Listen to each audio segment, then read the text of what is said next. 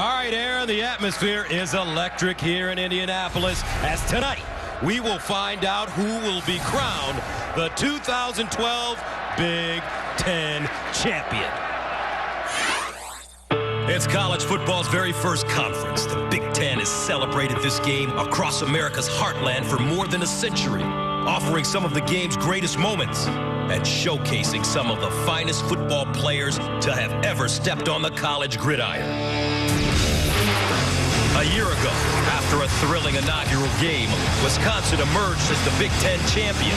And probably the Badgers are back as true leaders of the conference, led by college football's all-time touchdown king. The NCAA touchdown record belongs to Ball. Tonight, Wisconsin faces the newest member of the Big Ten, the Nebraska Cornhuskers.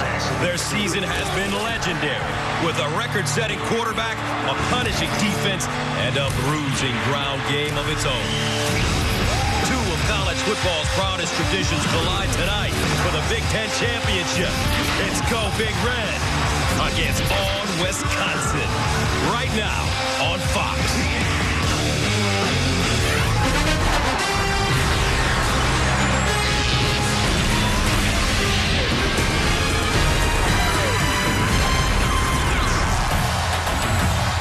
Lucas Oil Stadium in downtown Indianapolis, and we're all set for the 2012 Big Ten championship game, Nebraska and Wisconsin.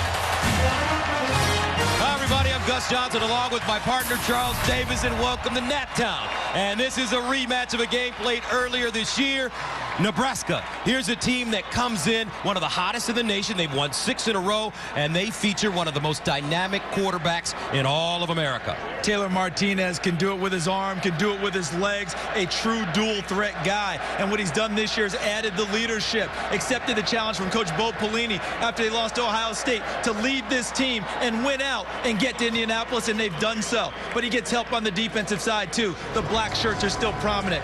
Will Compton, the middle linebacker, wears number 51 for Dick Butkus, and he plays with the same type of fury. Now, Wisconsin has lost some tough games, some close games this season, but they're back in the Big Ten championship, and the defending champs are ready to go out there, run the football as they always do.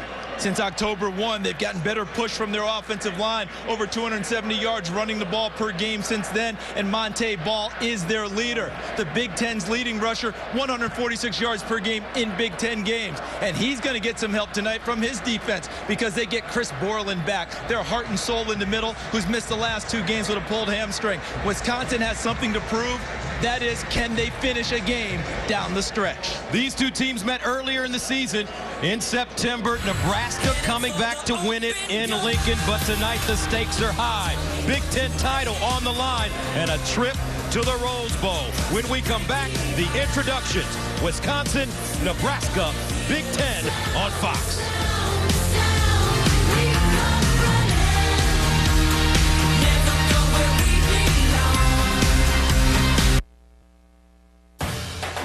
The Ford Big Ten Championship pregame is sponsored by Pizza Hut. Make it great. Welcome to the Ford Fox Big Ten Championship pregame show.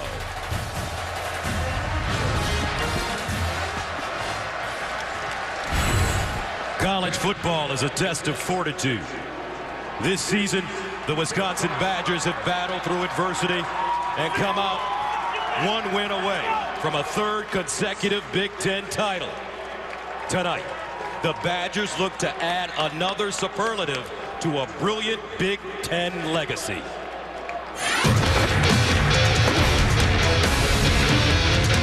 It lives in the hearts of champions. A belief that no matter what happens, you will always persevere. Some counted us out this year, but we always believe. We knew we'd be back in this game because it's where we belong. Together as a team. Only one victory away from the Roses. This trophy is ours. And if they want it, they'll have to take it from us. Wide open Pedersen, ball to 5, ball to the end zone, touchdown Wisconsin! We are the leaders of the Big Ten. the defending champion.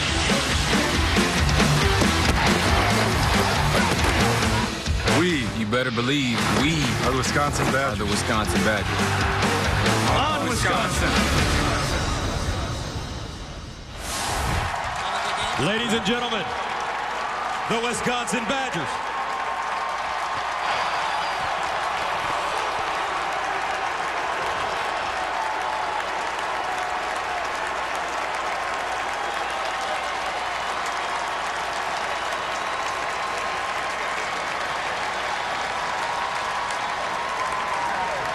From the Great Plains of our country's heartland, the Nebraska Cornhuskers come to Indianapolis on a 6-game win streak. Tonight, this conference newcomer looks to stake its claim in Big Ten history. There's no place Like Nebraska. A tradition. of excellence, of Heisman's and legends. They call our defense the Black Shirts. Black shirts. Because we will knock you down. Lift you up. And knock you down again. Cornhuskers. Huskers were taught to win with class. By Devaney. Our coach named Bo. We come to the Big Ten. Come to the Big Ten to play for championships. We won our division. Now here we stand. A game we will remember forever. Forever. Here is our opportunity to write our legacy. To write our legacy. We are the champions of the Big Ten Legends Division. Buckle it up. Buckle it up. Buckle it up. Put the football on the tee. We are The Nebraska Cornhuskers. Nebraska Cornhuskers. Go Big Red.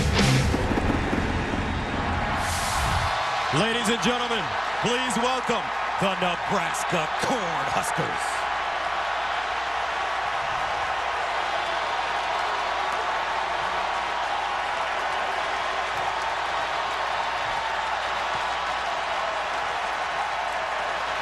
The bands are rocking here in Indy as we get closer to kickoff. The national anthem when we return after these messages from your local Fox station.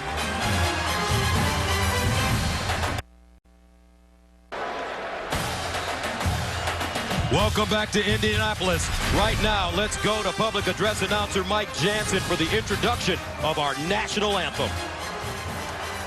Ladies and gentlemen, please stand as we honor America and our armed forces around the world with the playing of our national anthem. The University of Nebraska Marching Band and the University of Wisconsin Marching Band proudly combine in a spirit of sportsmanship and musical friendship. And now, please welcome the director of the University of Wisconsin Marching Band, Professor Michael Leckrone, as he leads 600 Big Ten musicians in the playing of our national anthem.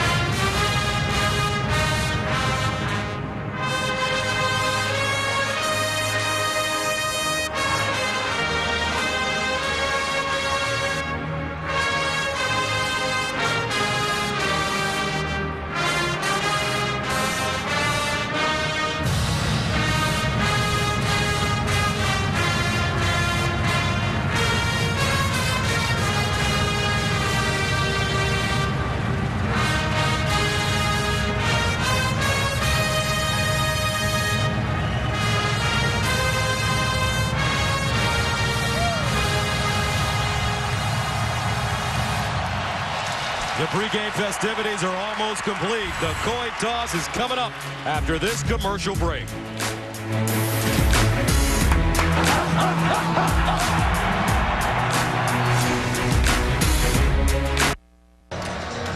Welcome back. Here is Margot Grillo, a 28-year-old UPS driver, delivering the Big Ten Championship game ball.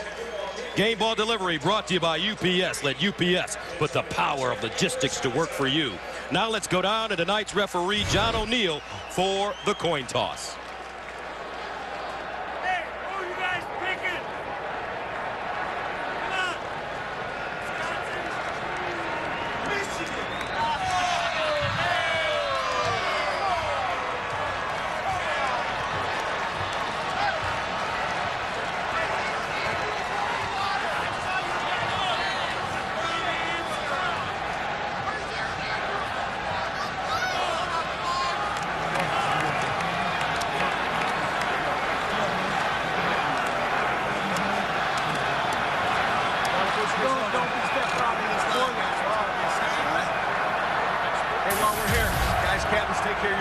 us, okay? You guys are in charge.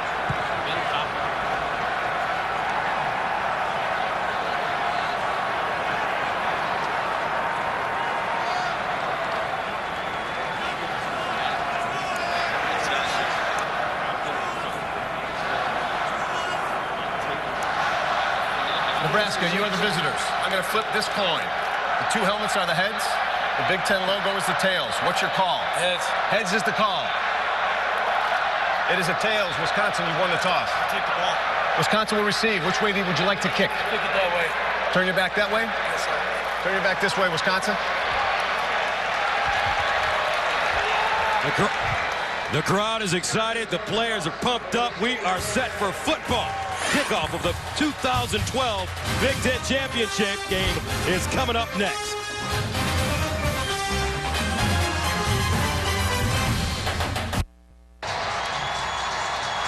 Welcome back to Indianapolis. We're set for the opening kickoff of the Big Ten Championship game, but right now, let's go to Julie Alexandria, who moments ago caught up with Bo Pelini.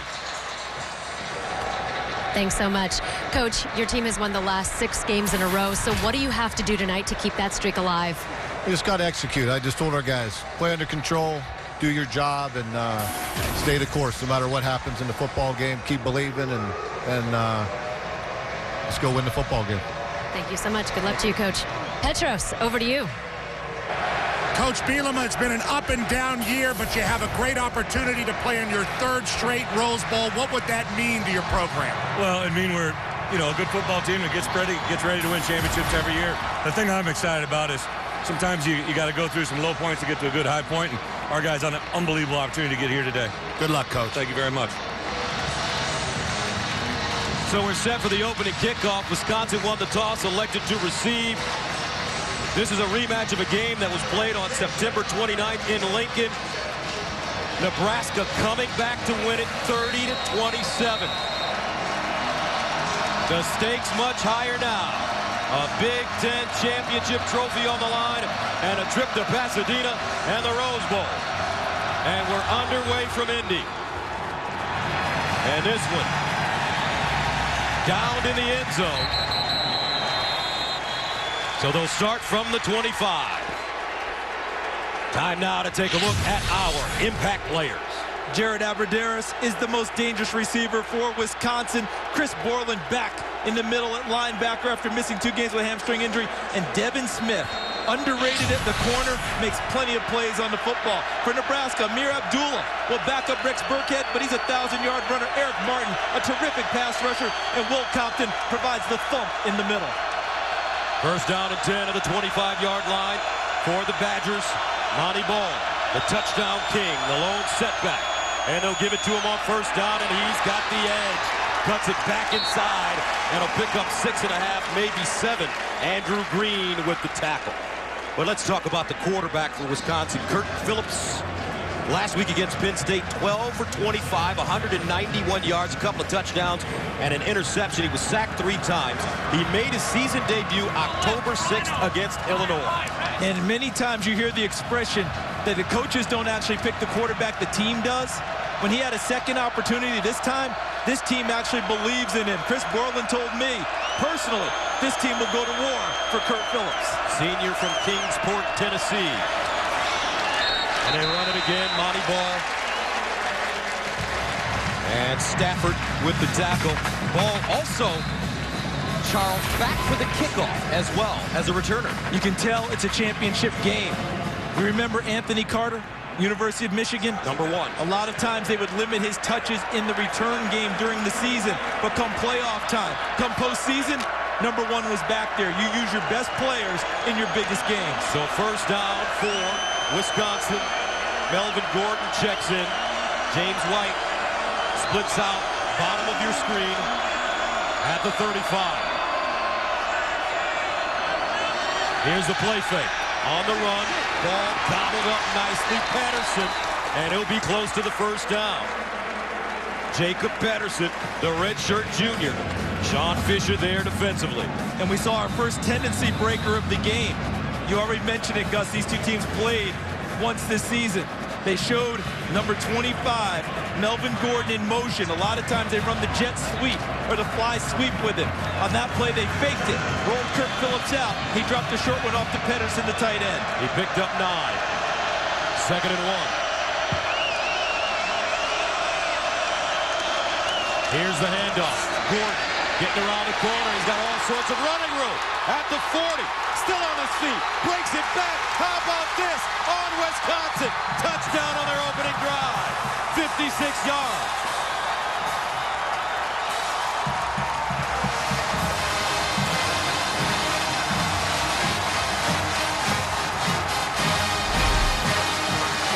Looks like man coverage here for Nebraska in the secondary. Watch on the move. The ball's in right here. There was the fake, and right there, now you let it go. He fakes him out in open field. Now it's one-on-one, then downfield. Abradaris, number 4, working on Deontay Evans, number 17, with the block that eventually got him to the end zone. So Wisconsin wasting no time as Kyle French adds the extra point. The Badgers, as you mentioned, partner, very simple strategy for them under Coach Bielema. They will pound you from the very beginning and dare you to stop them on the ground. And then they break out the speed. Melvin Gordon wins this battle with a move early in the run. And then he takes it all the way to the house. Wisconsin up 7 early. Melvin Gordon, the sophomore from Kenosha, records his longest run of the year, 56 yards, his 3rd touchdown. And the Badgers open up with a 7-0 lead. Now it's Taylor Martinez's chance as the Nebraska quarterback prepares to come on for the first time. Amir Abdullah, Kenny Bell back deep as Kyle French prepares to send it away.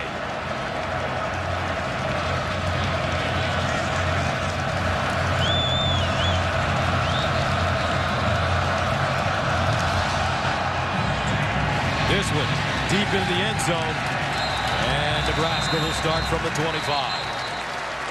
Taylor Martinez, one of just 3 quarterbacks in history to throw for 6,000 yards and rush for 2,500 before his senior year, joining Brad Smith from Missouri, Colin Kaepernick from Nevada, and the great Vince Young out of Texas. You're talking about some royalty there in terms of dual threat quarterbacks. And Taylor Martinez, they're down 7-0 in this game. It was 14-0 in Nebraska earlier this year before they scored the last 17 to win it. Very comfortable in this situation. No panic from the Nebraska team. And the Cornhuskers with the healthy Rex Burkhead in the backfield, standing next to Martinez. From the 25, out of the gun. Martinez will throw on first down. Picked off! Up the sideline! Touchdown Badgers! Cromartie!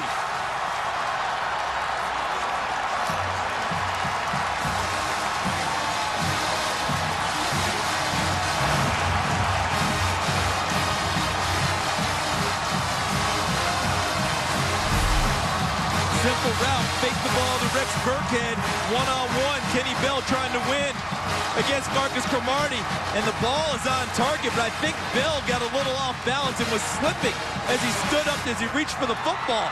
Goes through his hands. That's what defensive backs love. Tip drill to Marcus Cromartie. He waltzes in for the 2nd touchdown of the night. Cromartie's first interception of the year.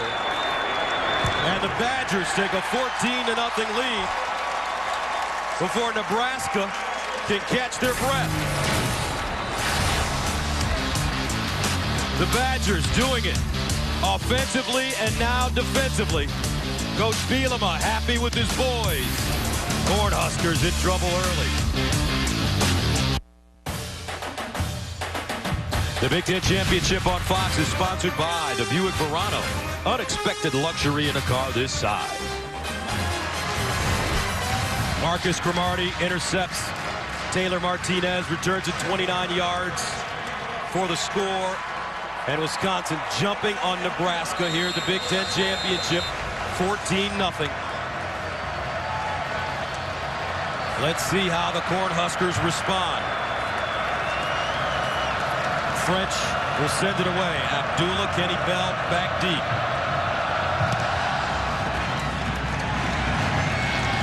unreturnable.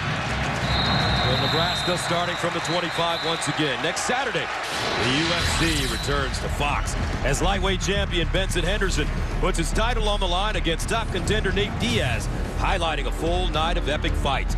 Coverage of UFC on Fox 5 begins next Saturday at 8 p.m. Eastern, 5 p.m. Pacific, only on Fox. Gus, we visited with Nebraska this week, and Bo Pelini, one of the first things he said was, in this game, let's not dig ourselves an early hole. Well, guess what? They've done that, but they've been there before. They were down 14 in the first meeting against Wisconsin. On first down, Martinez throws on the run, and that's Kenny Bell. And he'll pick up 5. Marcus Cromartie there on the left side with the stop. Let's see if Nebraska can get into the tempo and pace that they want to play. You'll notice that they're a no-huddle team, getting the calls from the sidelines, trying to keep moving with formations and show Wisconsin something a little bit different each time. Second down and 5. Play fake. Near side. Punt. Turner looking for the first down, and looks like he has it. Jamal Turner wrapped up by Chris Borland. Borland healthy for this game, Charles Davis. And they've needed him. He's missed the last 2, both Wisconsin losses. He's their man in the middle. A striking hitter, plays with a lot of intelligence. He's what you call a momentum changer. He can make a play in the run game or the pass game that can help his defense out. Just named first team all Big Ten. 3rd and 1 at the 34.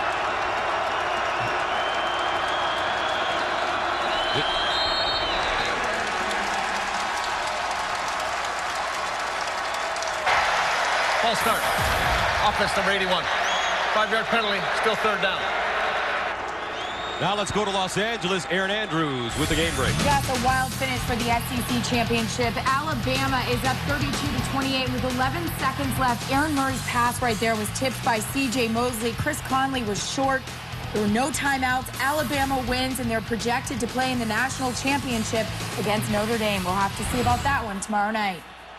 Terrific matchup. So many people thought Alabama had such an advantage, but Georgia primed for the game. And look at Wisconsin.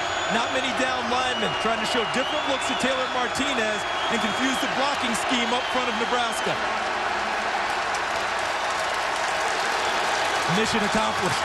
Nebraska confused. Did you see the setup?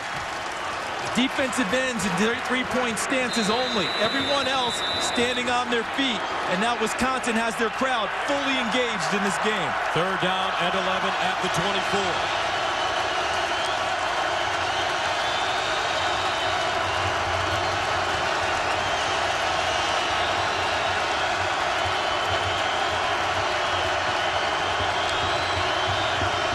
Martinez in trouble.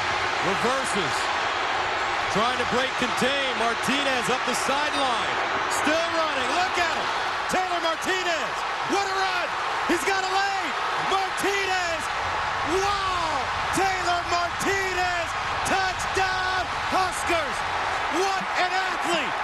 76 yards. Legendary run.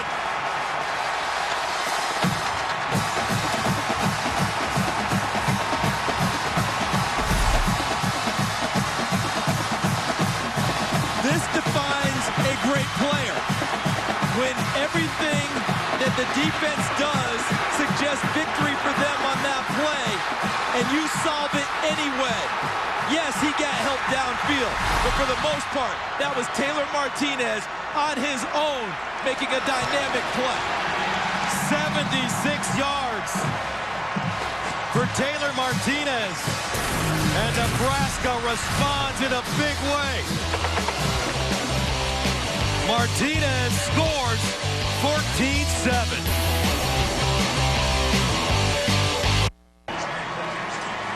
On 3rd and 11, Taylor Martinez scrambles and goes 76 yards for a touchdown. And everything went right for Wisconsin, except they couldn't get him down. Brendan Kelly wide comes free, misses. Where's one? Look at there. Mike Taylor, 53, misses. David Gilbert misses. Kelly misses again. Now watch to the right of your screen. Look at that. Blocking right downfield. Number 10, Jamal Turner and Kwesi Anunya Also helping downfield, and Kenny Bell leading. That went from despair for Nebraska fans to a rapturous finish by Taylor Martinez. 3 touchdowns in 4 minutes. And the Badgers will get it back one more time. Taylor Martinez, and sometimes, Charles, I feel like this kid who could start for any program in America. Start. Sometimes you get the feeling that he's undervalued and underappreciated.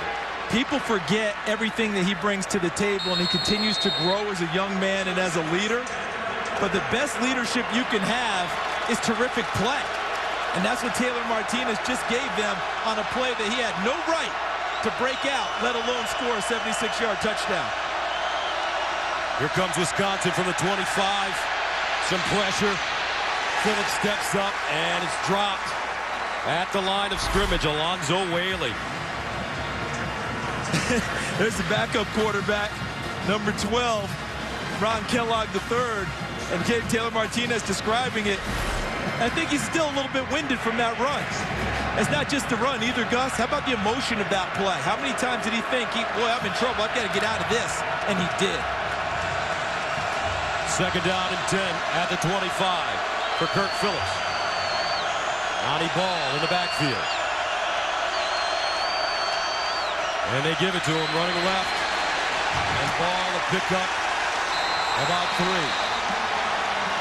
Gang tackling by the Cornhuskers. Fisher and Chase Rome in on the play. And Chase Rome was a starter earlier this season. Ended up quitting the team after the UCLA loss. And Bo Pelini said that what he wanted out of this team didn't match the team's goals and values. Asked to come back to the team, had to go in front of the team's unity council to be let back in, and they're happy they have him now as injuries have depleted their defensive front. Cornhuskers would love to get off the field here on 3rd and 7. Phillips to the sideline, incomplete. Jared Alberderis, the intended receiver. And the Badgers will send it away. And partner, we're in a dome, right? So we don't have weather conditions, right? We don't have the elements. That's the 2nd time now we've had a receiver slip at the end of a route and cause an incompletion. The first time, there was a touchdown scored because the ball was tipped in the air, and Marcus Gilbert ran it back for Wisconsin. Drew Meyer at the 14, back deep. Rex Burkhead at the 25. This one off the side of his foot. Burkhead lets it take a bounce. And it goes all the way down to the Nebraska 10. A 61-yard punt. These guys met back on September 29th. Wisconsin traveled to Lincoln. Monte Ball put the Badgers up 27-10 in the 3rd, but Taylor Martinez engineered 4 straight scoring drives to help Nebraska overcome a 17-point deficit and win it 30-27. You know, the uniforms were different, but that run by Taylor Martinez for the touchdown, didn't that look a little familiar? That was a 38-yard quarterback draw in that game. Down 17 in the 3rd quarter. Nebraska's 2nd largest comeback in school history to win it by 3. 1st down at the 10-yard line for Martinez.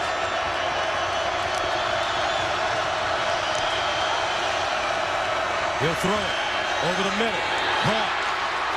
Beautiful deception on the play as Kyler Reed found a soft spot and gained 16. And so far, Rex Burkhead, who's made the nice return, has been used purely as a decoy for Nebraska. Faking inside runs with him.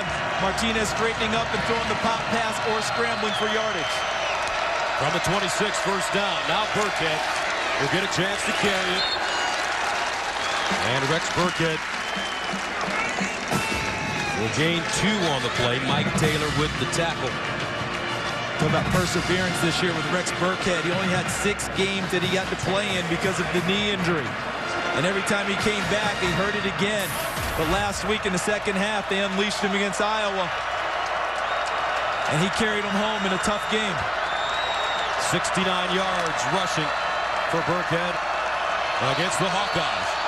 2nd and 8. Now Martinez runs. And Martinez breaks it up again. Taylor Martinez all the way up to the 46, a gain of 18 on 2nd and 8. Shelton Johnson had to bring him down. Does Taylor Martinez look like a power back? He weighs 200 pounds according to the listing. Look what he runs through. That's Mike Taylor, one of the better tacklers in the Big Ten.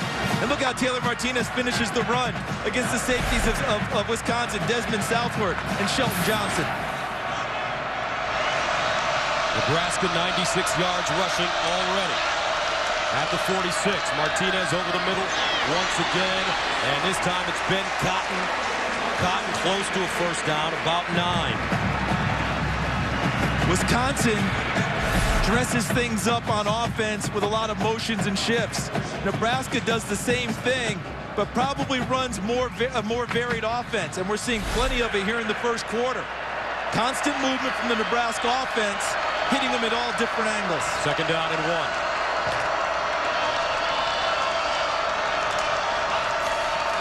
Burkhead reverses his field. Nice running for Rex Burkhead. You can tell that knee feels good. Sharp cuts and a first down for the Cornhuskers. Marcus Cromartie with the tackle. Duly noted, partner, about the knee, because you can't make that cut if the knee is hurting you that much. Because he made that cut and came back to the other side with great vision. The knee brace supports it. He ends up picking up a key first down. Suffered a sprained ligament in his left knee against Southern Miss in week 1. From the 38, first down. Martinez hands it to Burkhead. Look at him slash. Rex Burkhead, a whirling dervish, down inside the 20.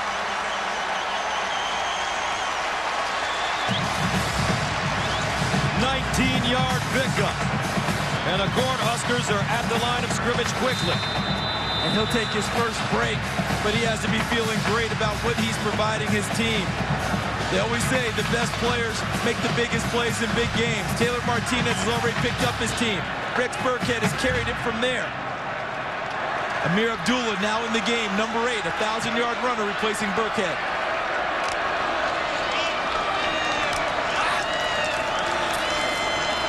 Martinez stood up and driven backwards. Great pressure. Mike Taylor shot a gap. And before Martinez knew it, he was on top of it.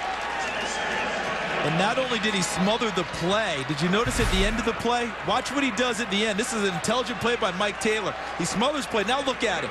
He grabs him, but what's he doing? He's trying to work the ball free. Good job by Martinez covering it up. Otherwise, Taylor pops it loose. Mike Taylor, the leading tackler in the nation over the last 2 years. Week 5 versus Nebraska, he had 15 tackles. 2nd and 18 to the 27. Taylor Martinez guns it, incomplete. That one skipping it to Kenny Bell. Darius Hillary defensively for Wisconsin. And now the chess match is on between Tim Beck, the offensive coordinator of Nebraska, and Chris Ash, the defense coordinator of Wisconsin. Does Wisconsin bring pressure here? Do they rush a standard front and drop? If there's pressure, you think screen.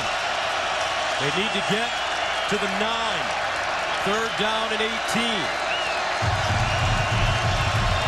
They're going amoeba defense again, just 2 down linemen down. Martinez throws on the run, and a catch made by Enunwa, but he will not pick up the first down. Quincy Enunwa stopped short by Marcus Cromartie. And those are the types of tackles that in football 2012, defensive coaches are excited about. Yes, they're going to get a field goal opportunity, but in the red zone, your goal, limit them to field goal opportunities. Don't give up 6s. And that's exactly what Wisconsin did, bringing out Maher. So Maher just named Big Ten Kicker of the Year in to attempt a 32-yarder.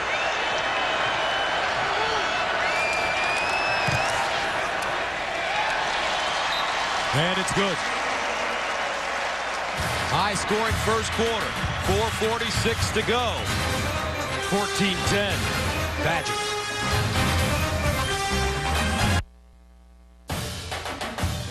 Tonight's game is sponsored by Windows 8. By AT&T. Rethink possible. And by Jared, the Gallery of Jewelry, with 5 times the selection of ordinary jewelry stores. 14-10 Wisconsin here in the first quarter. The UPS Team Performance Index is a statistical measure that looks at the efficiency of a team's offense, defense, special teams, and miscues to define their competitive advantage. Check out this week's rankings to see that Alabama is at the top of the UPS Team Performance Index. A look at the logistics behind a winning team. Looks like the Crimson Tide will play for a national championship now with their victory over Georgia. They'll match up with Notre Dame in the BCS National Championship. Kenzel Doe and James White back deep for Wisconsin. But Brett Maher will not give them an opportunity. And we're at Lucas Oil Stadium, the house that Peyton Manning built. And with that in mind, let's go to Julie Alexandria. Hey guys, Charles, you'll appreciate this one. You're a Tennessee guy. Wisconsin quarterback Phillips, who grew up in Tennessee, is a huge Peyton Manning fan. And on Friday, Phillips was given the Lucas Oil Stadium locker that actually belonged to the former All-Star when he played for the Colts. Bielema said it was a great moment for him and that he was sitting like a king bee. Julie, that's an inspired move by the equipment staff of Wisconsin, motivating the young man out of Kingsport. Monte Ball on the edge, breaks the tackle, up the sideline, and out of bounds. At the 45. Sean Fisher there to push him. And that's after he gained 32 yards. Make that 21 yards. And you see Kirk Phillips, the file on him, Tennessee High School Player of the Year out of Kingsport, Tennessee. Since he's been at Wisconsin, his right ACL has been torn 3 times in 13 months, which obviously set back his development and his ability to compete for the quarterback position. A gutty player, this young man. Gordon again on the sweep with a first down. Gordon still running inbounds, and finally, let's see where they mark it. Melvin Gordon has been doing a great job on that sweep. First time he touched it, he went 56. This one for 24. And what he's done on both of the runs is he's won the one-on-one battle in open field. And here, he shakes off a tackle. Big miss on the corner. It looked like Alonzo Whaley, number 45. Gordon shakes him off and continues to traverse his way down the sideline. First down and 10 at the 30. Ball back in.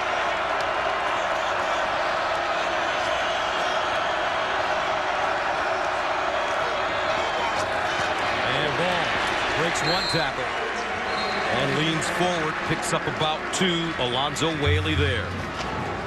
Let's go to Studio A. Here's Aaron Andrews with a game break. That's an update from the ACC Championship game. Florida State leading Georgia Tech 7-0. James Wilder with a 16-yard touchdown run, and it's the Noles up 14-0. And look at this formation, Charles Davis. They're trying to take all the attention out there with the whole offensive line, but they have a one-on-one play on the backside. Dropping it off. Looked like a 6-man football play. Derek Watt, the fullback, with the catch. Wonder if he's going to call his brother J.J. Watt and say, you're playing defense, I'm playing offense. We may match up one day, big bro. And I like the call there. Matt Canada, the offensive coordinator, showing a little extra. All the attention out wide. They came back to the near side. I thought they were going to go one-on-one with Aberderis, the wide receiver. They brought Watt into it also. 2 options for Kirk Phillips. A 10-yard gain from the 19.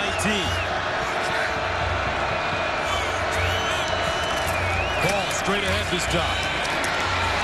And Monte Ball chopped down after a pickup of 1 yard. Sean Fisher and Damian Stafford there. And just 1 yard on the run. As we look at the play selection, it's going to lean heavy rush tonight. But remember, that 1 yard run will not discourage Wisconsin. They're going to make Nebraska prove over and over and over that you're going to keep it to 1 yard.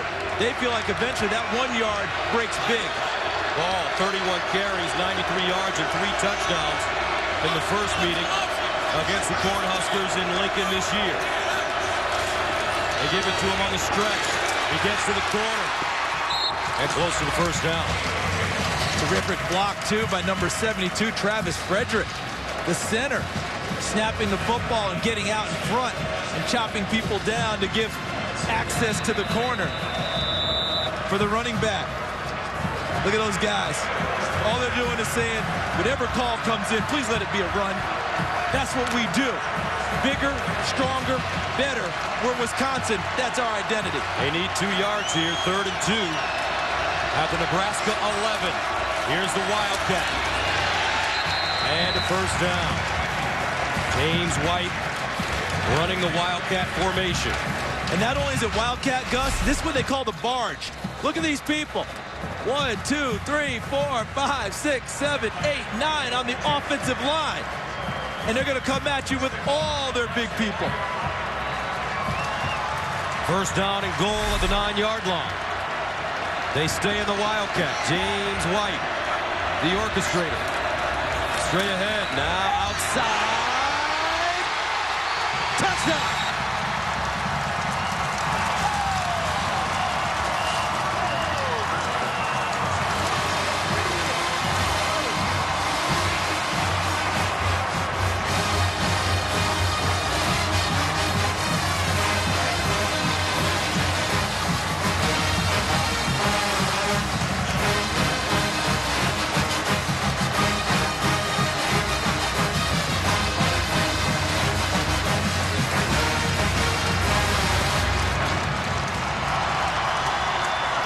Buckle up, folks.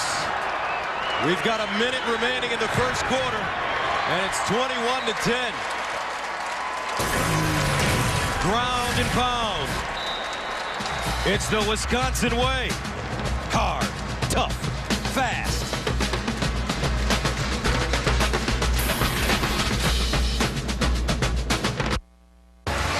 (21-10).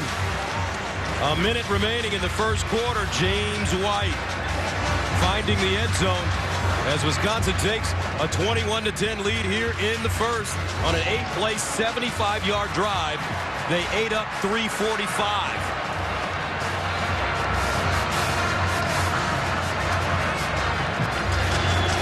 Bo Pelini, not a happy man on the Nebraska sideline.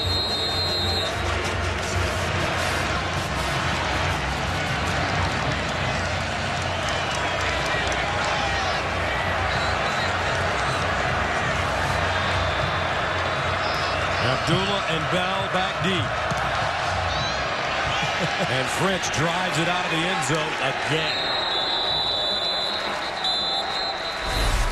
And look at the touchdown again. You have all the people in there. Watch Nebraska's defense trying to get lined up and organized. Are they set and ready? And then the vision of White to bounce it outside. Now, Bo Pelini was upset because he thinks he saw a hold on the play, and they didn't get called. But Petros Papadakis, I'm seeing Nebraska having a little bit of trouble adapting to what Wisconsin's throwing at them right now. Well, you see it, Charles. Matt Canada really emptying out the playbook. That barge formation, the zebra formation with the O-line flanked out, really confusing Nebraska. They're not communicating out there, not getting lined up. First down for Martinez at the 25. He'll keep it and go nowhere. Great defense by the Badgers. Brandon Kelly, the fifth-year senior from Eden Prairie, comes up and makes the tackle. A loss of 1. Now, he can't take back the 76-yard run, can he? But you think he had a little bit of redemption right there. Remember, he was the one who came free and didn't get Martinez down on the big run. 2nd and 11. You get the feeling that the Cornhuskers will have to start airing it out a bit. Martinez drops back. Throws over the middle. Caught at midfield. Inunwa with a 25-yard reception. Do you have a direct line with Tim Beck, the offensive coordinator in Nebraska? he's channeling you on that one. Inunwa coming down into the middle and uses his big frame to shield off the defensive back and complete the first down catch. Martinez, 6 of 8, 73 yards. From midfield, first down. They'll throw it again. Pump fake. Throws the bomb. Incomplete. Jamal Turner, the intended receiver, and that's the end of the first quarter here at Lucas Oil Stadium in Indy. High-scoring first quarter, 21-10, Wisconsin. Back after this.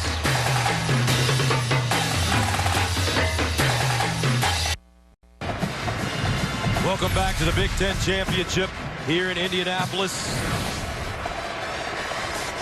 Beautiful evening in the Midwest. I thought these were defensive-minded teams. The black shirts in Nebraska. Wisconsin prides itself, especially in run defense. They give up a combined 626 total yards per game. On average, tonight, these two teams are 340 yards, more than halfway home. Taylor Martinez in the Cornhusker offense faced with a 2nd and 10 at midfield. Now Martinez sets up his blockers and goes nowhere. Loose ball. Is it a fumble? And it looks like Nebraska will hold on. Borland and Southward there. See, at the end of the play here, ball was working its way free. Covered the ball, but they were out of bounds. Nebraska's ball, 3rd down. And if we show that again, if there's a possibility, the reason they're saying it, watch Southward number 12. Ball's working its way free, but watch Southward as he grabs the football. Watch him, ball, now stop. See where his legs are? They're in the white. That's for the determination by the official. Recovery while he was out of bounds, can't change possession. And that was Martinez's 15th fumble of the season, most in the nation. It's the 3rd straight season he's led FBS in that category. Now he'll roll out. Throws on the run. Incomplete. He done well, the intended receiver. Wisconsin bring a lot of pressure now, Charles. They are. What they want Taylor Martinez to do is actually be on the run when he's throwing the football. They don't want him to be able to set up. They want to get him off of a spot when he goes back in the pocket to throw it, make him move, and then use their defensive guys downfield to cover the receivers. Kenzel Doe will return it for the Badgers.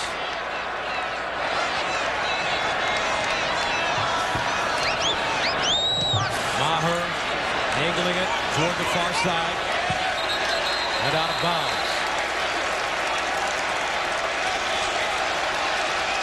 Wisconsin will start at the 33.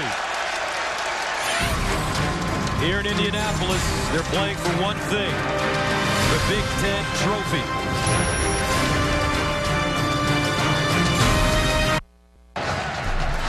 Here's the Aflac trivia question. Who was the last Big Ten team to appear in 3 consecutive Rose Bowls? Coach Bielema trying to get his guys back to Pasadena.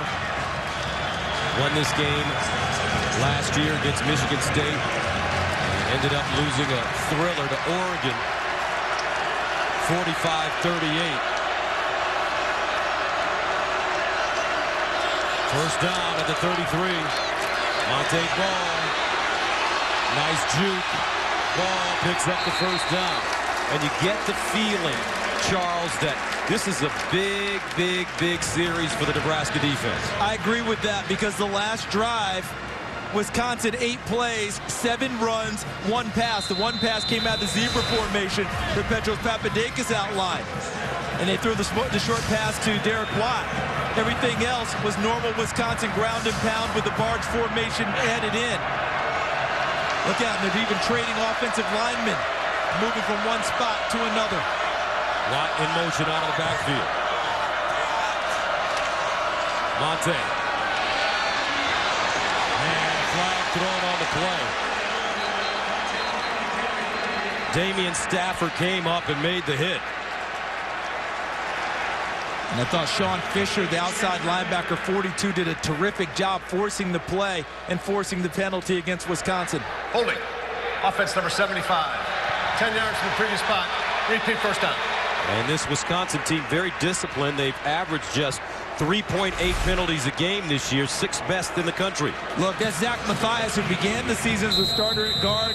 Now he rotates in, and that penalty was on Fisher. But Fisher out front forcing the play, which allowed Stafford to come up and make the hit. First down and 20. Now necessarily a throwing down just because it's long yardage for Wisconsin. Play fake. Phillips. And caught. Aberderis going up high and making the reception. He gained 16 on 1st and 20. Beautiful delivery by Kurt Phillips. And he can thank his offensive line and tight ends for that one because they gave him plenty of time to find a receiver. Look at this. He's not even threatened. You talk about a clean pocket. That allows Aberderis to make the outcut move and go up and get the football. And now they go back to Wildcat, partner. James White.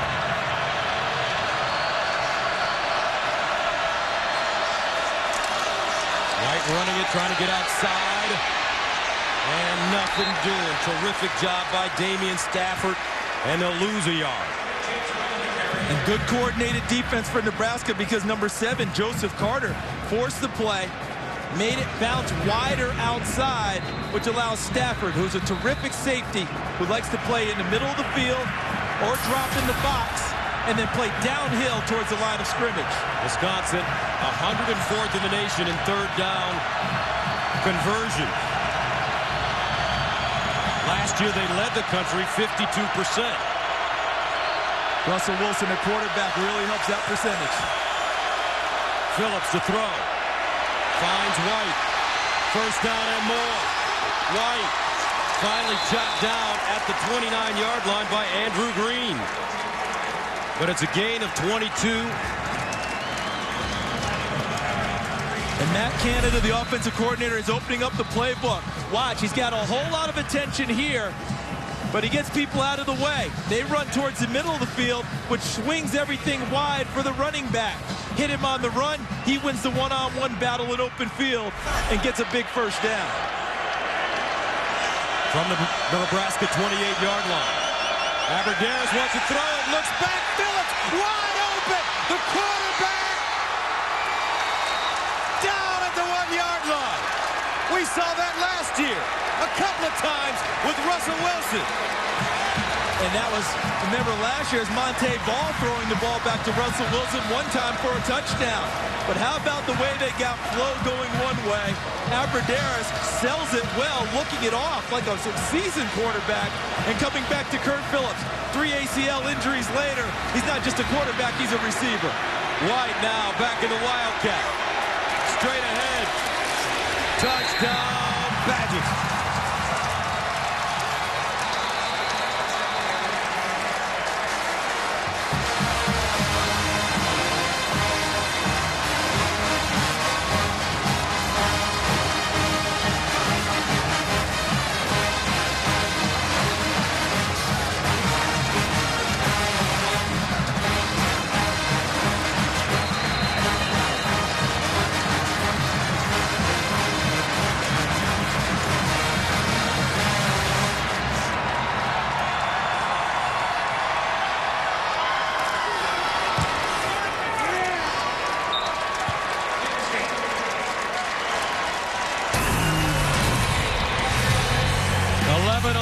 Remaining in the second quarter, all Wisconsin here in the first half.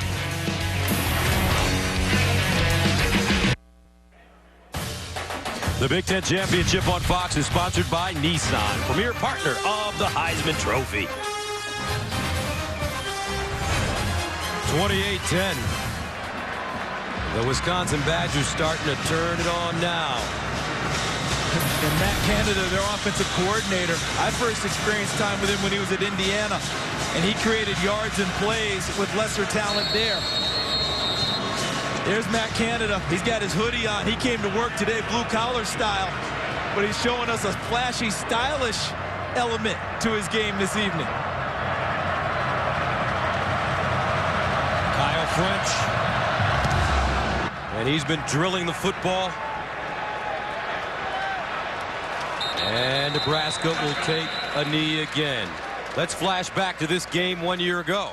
Your memory bank is correct, Gus. Toss sweep to Monte Ball. And Russell Wilson exits on the backside. Ball hits him. And look at Russell Wilson catch the ball like an experienced receiver. He also caught one of those for a touchdown during the year. Jared Aberderis was a high school quarterback. And he throws back to Kurt Phillips on this play. Look how he sold it. looking to his right before coming back to his left. Phillips concentrates and hauls it in and almost gets into the end zone. Aberderis, former walk-on, has more than earned his scholarship at Wisconsin. On a first down, Abdullah running, and he runs into a wall. Nothing. Borland, Mike Taylor.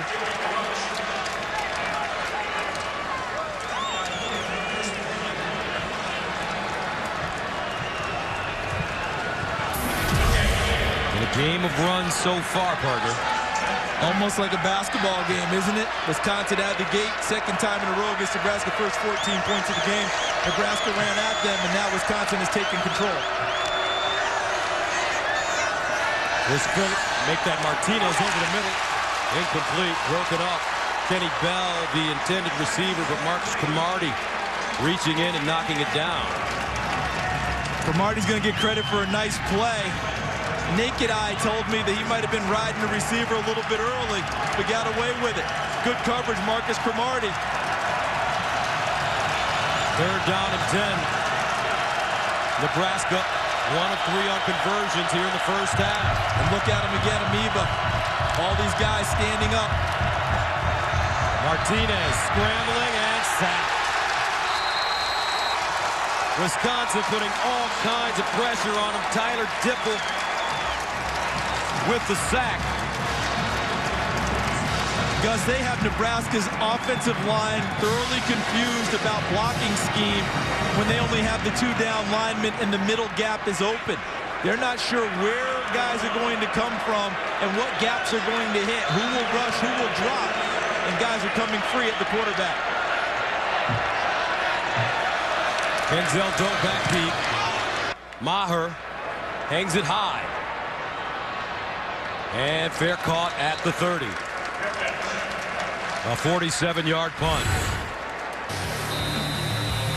A lot of pressure being applied defensively by Wisconsin, and they've got the football back. Coming up on the Pizza Hut halftime, we'll get you caught up on championship weekend, including Alabama's wild win against Georgia, plus the ACC championship, and Texas versus Kansas State. That's all next with Eddie and Joey on the Pizza Hut halftime. Welcome back, 28-10. Wisconsin, not only are they pounding them offensively, but the defense has been stellar last couple of series. Now, let's answer the Aflac trivia question. Michigan, yes, was the last Big Ten team to appear in 3 consecutive Rose Bowls, 77 through 79. Number 31 for the Badgers, out of the offset eye. Monte Ball, the deep man, he gets it. Lowers his shoulder, crosses the 35. We're seeing Sean Fisher there. We're seeing a tremendous amount of offense from Wisconsin in multiple ways. You alluded to the defense, Gus. Petros Papadakis, it's not just the offense and the defense, though. I think Brett Bielema really convinced this team to wipe away what happened earlier. Every coach has a good message, but it's one thing to get your team to buy in, and that's what's happening.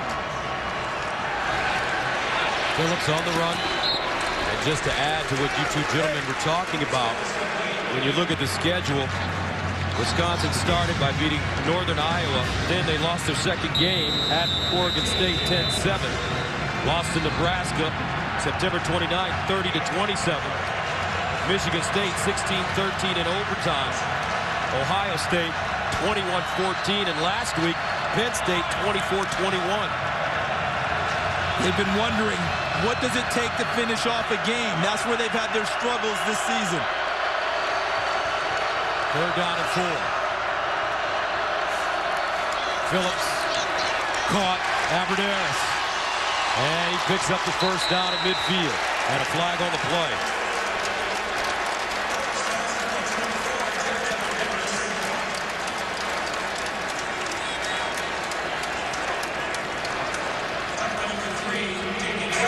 Personal foul, unnecessary roughness. Defense number 3. 15 yards from the end of the run. Automatic first down. Damian Stafford. There's the catch by Aberderis. Blatchford chasing him, helping make the tackle. And there's the call. Helmet to helmet up top. Watch Stafford as he delivers the blow here. Now, that's a tough one because the head snaps, but I saw a lot of shoulder in that. but at the naked eye at that speed to the official, that looks like helmet-to-helmet contact, and they've been told to flag that each and every time. Tough call for Damian Stafford, but that's going to go against him every time at real speed. First down. Ball skipping. I want to get back to something.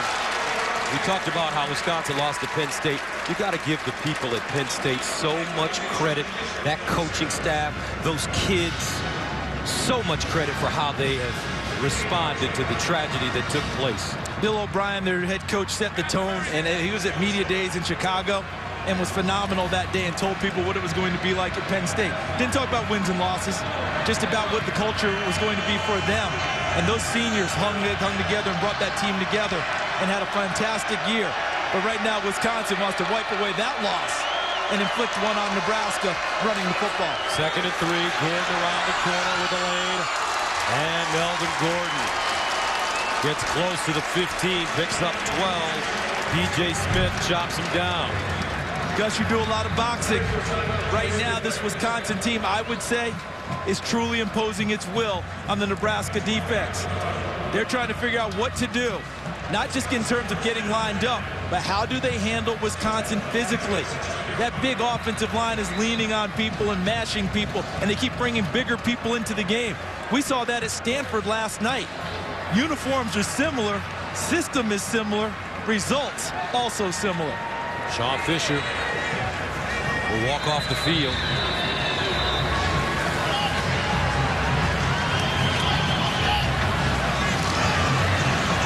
First down at the Nebraska 16. Wildcat formation. James White. And the big barge in front of him again. Here's the handoff. Gordon. Again. Gordon dives. Make that ball. Touchdown. That time they lined Monty Ball up and swept him around. Let's take a look as Monte Ball tries to get to the corner. Does he make it without stepping out? He Supermans it, extends. Oh yes, that one will be reviewed and confirmed. Touchdown, Wisconsin.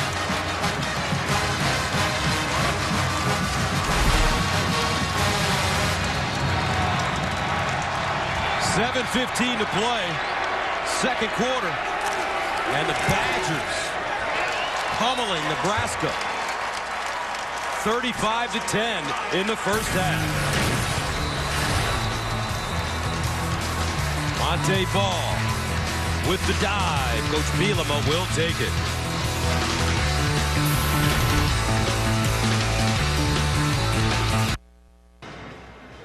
Tonight's game is sponsored by the Dr. Pepper Tuition Giveaway. Learn more at drpepper.com. By UPS. Let UPS put the power of logistics to work for you. And by Reese's Peanut Butter Cups, the perfect combination of chocolate and peanut butter. Monte Ball, now the all-time leader in NCAA history in rushing touchdowns with 74. He was already the all-time record holder with 80 total touchdowns. Breaking Travis Prentice's records. Pretty phenomenal career for that young man.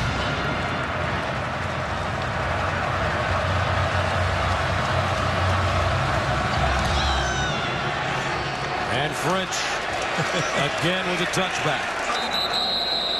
Let's take a look at tonight's Reese's perfect play. And watch how Wisconsin's offensive line imposes its will on this play and allows Monte Ball to score. Look at this. Look at that punch. They've got everybody right there. Everyone's taken care of. Now, be an athlete, Monte Ball. Beat them to the corner. And look at the dive going in. Look at that extension. Almost 3 yards worth of extension for Monte Ball to get it into the end zone after his offensive line in the barge formation cleaned up everything else. First down for Nebraska.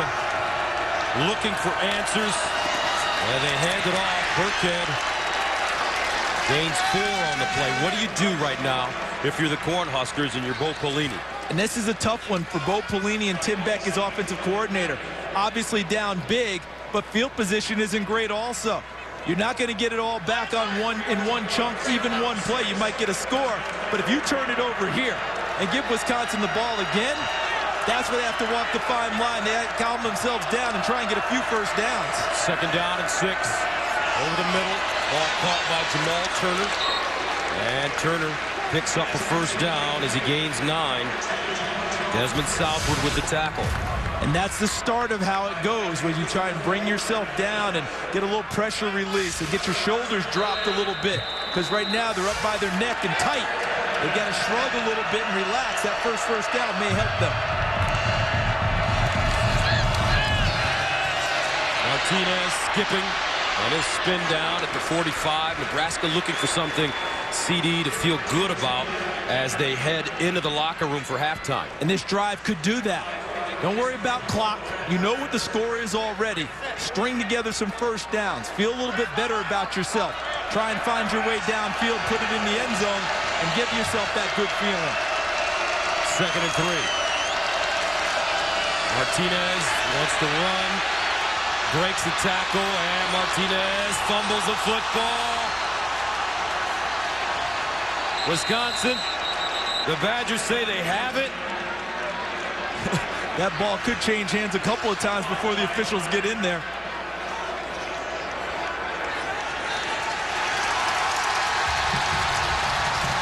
And the Badgers have the football, and you just talked about it, Charles. They couldn't afford to turn this one over. And he's trying to do the right thing. He's trying to wrap it up. But the play is made from behind him. Looked like David Gilbert, number 11, who forced a fumble in game 1. Does it again in game 2 against Nebraska. Wisconsin rolling both sides of the football. Taylor Martinez puts it on the ground again, and now Wisconsin takes over with 5:50 to go, leading 35-10. At their own 45. They run the same basic plays, but they window dress it very well with all their formations and shifts. Monte Ball. And he'll get tackled at the 39. Andrew Green after a gain of 16 yards. They are very close to breaking Nebraska's spirit at this point. This offensive line is back to being Wisconsin. Slow start to the season. You alluded to the loss at Oregon State, Gus, where they couldn't run the football at all. They fired their offensive line coach and brought an interim in named Bart Miller, who's done an excellent job getting Wisconsin back to being the Badgers. Wisconsin with 4 rushing touchdowns already today. Ball again.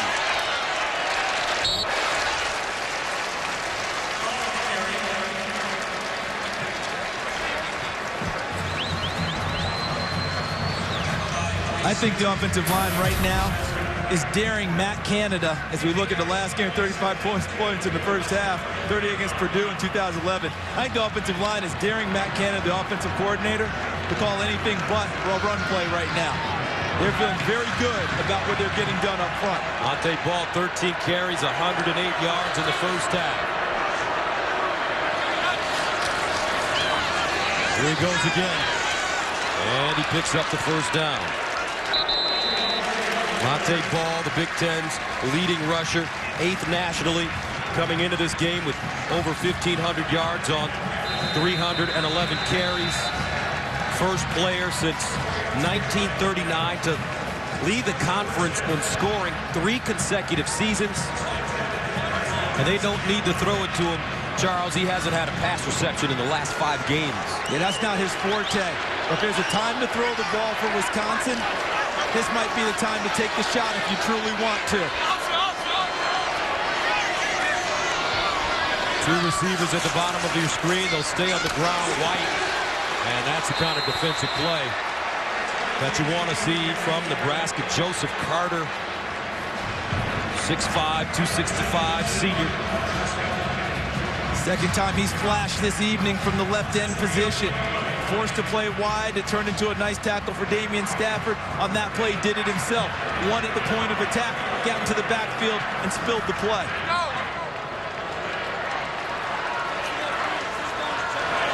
Second and 12. Yeah, for most people, this is a throwing down.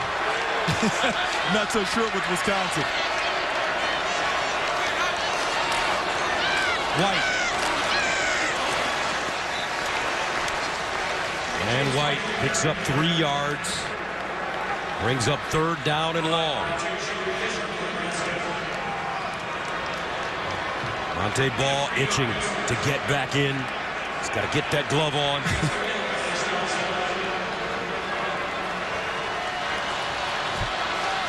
It looks like you're having trouble getting the glove on over the tape job over his thumb. And they're working on that now on the sidelines. Looks like the tape job in the thumb area is a little bit too thick to get the glove on. 3rd down and 9 of the 28. Frederick in motion. Phillips, incomplete. Intended for James White. You know, for a 5th-year senior, what we have to remember about Kurt Phillips is that he's got a freshman's playing experience. And on that throw, it looked like a young quarterback. Had the throw right in front of him, never really got set. Got a little too excited and tried to deliver it. Didn't have the right touch on it. Kyle French is long of the season, 46. This one will be from 45 yards away.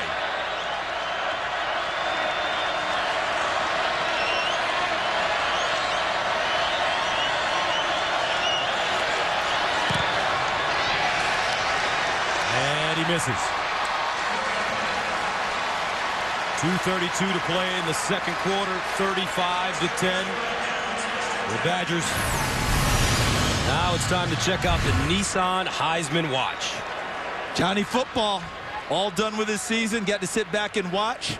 Manti Te'o also done getting ready for a national championship. Colin Klein, a big one tonight at home against the Texas Longhorns. And Braxton Miller is honored here tonight, along with a number of other Big Ten players. Gus, those pretty talented guys. Now, you're a Heisman voter. Can you give us maybe an idea of who you're leaning towards? Call me maybe. Martinez scrambling. And Martinez goes out of bounds close to the 30-yard line. Warren Herring giving chase. You will not give up a hint. Top secret information from CD. My vote has to be in on Monday. I will let you know Monday when I register my vote. Well, let's go back to that stand by Nebraska. That's something to feel good about. They gave up no points when Wisconsin was running it down their throat. Can they build on that now? Martinez with time over the middle. Nice throw. And a very good catch by Kyler Reed. Kyler Reed, exactly the type of tight end that's starting to proliferate college and the NFL. A move tight end who runs routes well downfield. Martinez to the sideline. That one a little high and caught by Enunwa. Marcus Cromartie there defensively again for the Badgers.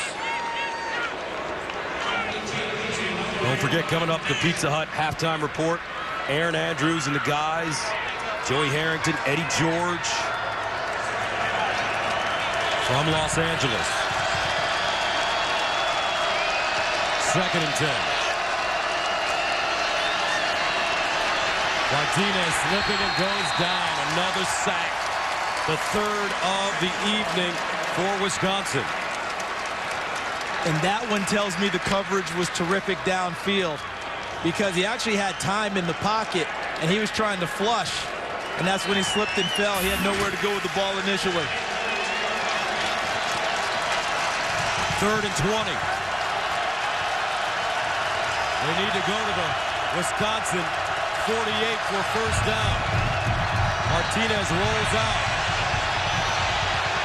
Takes it himself and just steps out of bounds. Nothing there. Well, I've been giving a lot of praise to Matt Canada, the offense coordinator for Wisconsin, and rightly so. I think we better talk about what Chris Ash is doing as a defensive coordinator. Had a conversation with him this week when we were on our visit, and one of the things he said was, you learn from everything you do. Last year against Michigan State, he felt like he didn't have enough change-ups from their first meeting to their second meeting. He's learned a little bit to have a few extra moves in his arsenal, and it's paying off tonight. Kenzel Doe ready to return. Maher And out of bounds at the 20-yard line. And don't forget, tomorrow, Fox NFL Sunday has a full slate of action featuring the Vikings heading to Green Bay to take on the Packers in a key NFC North showdown. Or see the Bucs take on Peyton and the Broncos in Denver. Coverage begins at noon Eastern, 9 a.m. Pacific on Fox. And the 49ers, one of the best teams in the league, have made that change at quarterback to the transformer. And you mentioned him earlier tonight, Colin Kaepernick. One of the 12 guys with, what, 6,000 yards throwing and 2,500 rushing in a college career. First down. Here's a handoff, and White. T.J. Smith defensively, Wisconsin with 300-plus yards already. Make it 316 here in the first half. See, and I think if Wisconsin had a different quarterback with more experience, they might think about trying to get something done here. I know they don't want to make a mistake deep in their own territory, up 35-10, but they're actually doing Nebraska a little bit of a favor here, not keeping the pressure on at the end of the half. I totally understand the reasoning, though. And White running. White trying to break it, and finally tripped up at the 36 after a 12-yard pickup. Courtney Osborne grabbed his ankle. And see, I think they're going to think about it a little bit now because they have a little more breathing room in their own territory. Wisconsin calling a timeout. 20 seconds remaining in the first half. Back right after this. 35-10, 20 seconds remaining as Phillips approaches the line of scrimmage.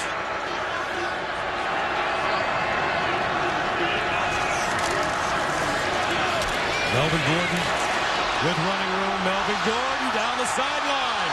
Melvin Gordon still running. Wow! All the way down to the 2. 61 yards with 6 seconds to go.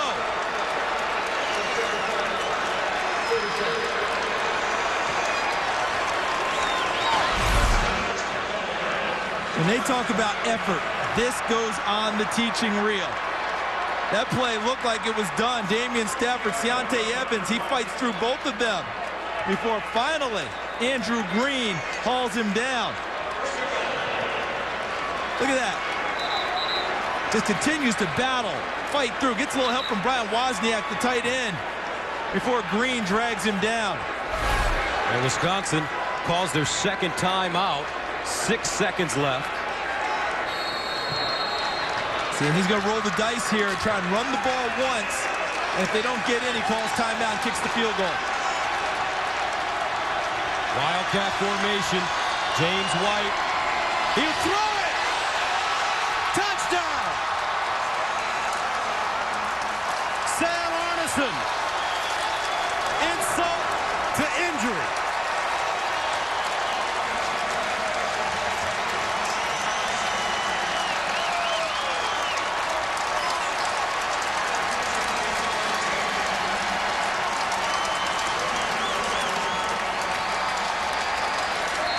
How many times have we talked about change-ups and counters in rematch games?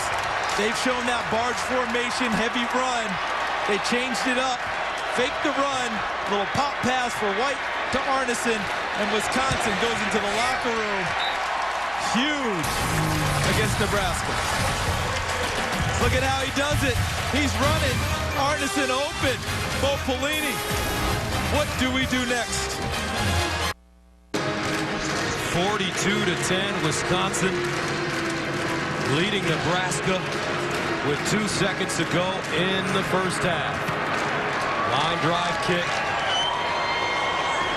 Picked up by Kenny Bell, and that'll take us to the end of the first half as Bell goes out of bounds.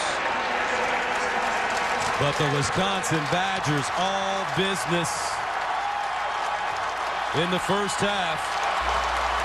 Wisconsin with 290 yards rushing, close to 400 yards in total offense. Let's go to Aaron Andrews in Los Angeles.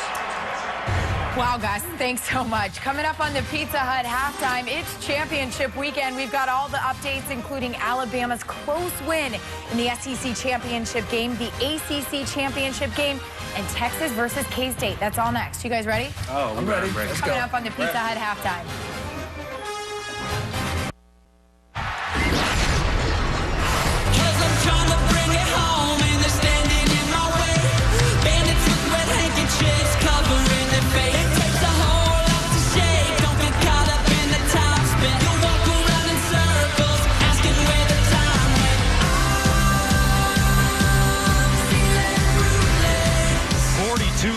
The score at halftime. Wow. Wisconsin leading Nebraska.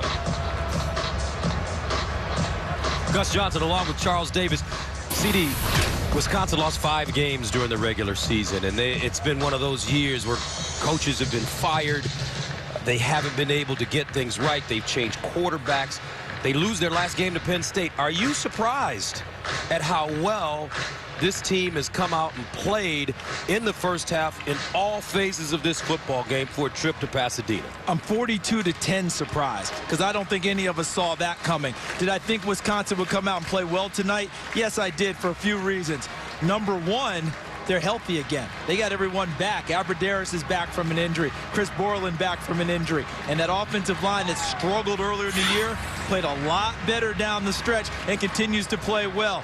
And this coaching staff of Wisconsin, give them a ton of credit for the adjustments they've made tonight. Small tweaks that paid big dividends. Look at the stats. 290 rushing yards. That's Wisconsin football. Third down conversions, 3 of 5. And turnovers, both against Nebraska. Wisconsin is capitalized. The Pizza Hut stats. Now let's go down to Petros. Guys, talk to both coaches. Coach Bielema obviously very happy that things working scheme-wise. Like you said, their adjustments offensively and defensively, everything they've thrown at Nebraska has worked. And Bielema looked at me and he said, there's more to come. Now, as far as Bo Pelini goes, he had a dead stare on me and he said, keep playing. That was it. All right, Petros, Nebraska has 4 second-half double-digit comebacks this season, most in FBS, and they'll need it.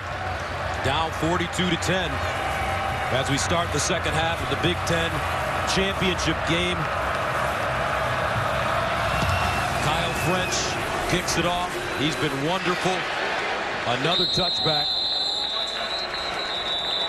So let's take a look at our 4 keys to the second half. Well, Petros nailed it when he talked with Bo Pelini, where he says, keep playing. This is a show your character half, and I expect Nebraska to do exactly that. For Wisconsin, foot, meet, pedal. Don't get off the gas at all. This thing is a long way from being over for Wisconsin, and you've mentioned it. Nebraska had 4 second-half comebacks this year. One of them against Wisconsin, down 17. They came back and won. Don't get off the gas if you're the Badgers. First down and 10 at the 25. And he'll hand it off. Burkhead. So the question, Charles, as a fan watching the game, what has this Wisconsin team defensively done to slow down Nebraska? They're a high-scoring offense. They've won the early downs as we've gone on. You hear coaches talk about it all the time. What does that mean? They've limited them to 3 yards or less a lot on first down, winning the line of scrimmage, which has allowed their pressure package on 2nd and 3rd and long to come into play against Taylor Martinez. Martinez over the middle, knocked down.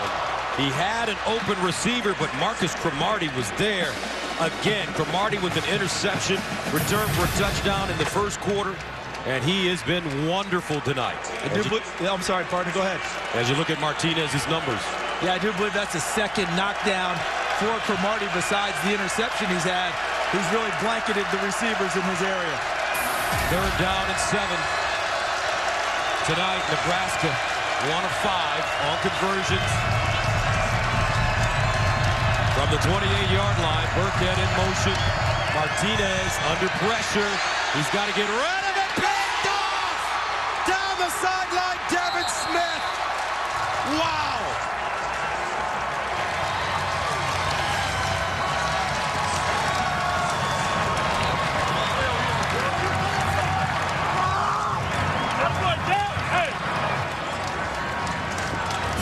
turnover of the evening for Nebraska. And that's a throw that everyone knows if you play quarterback, you can't make that throw in that situation if you're Taylor Martinez. But Gus, I think he made that throw knowing his team was down 42-10. Desperate to try and get something good going. Instead, turns it over. Wisconsin in business. First down and goal at the 9. After the interception, Monte Ball, the deep man. Here he is. Touchdown.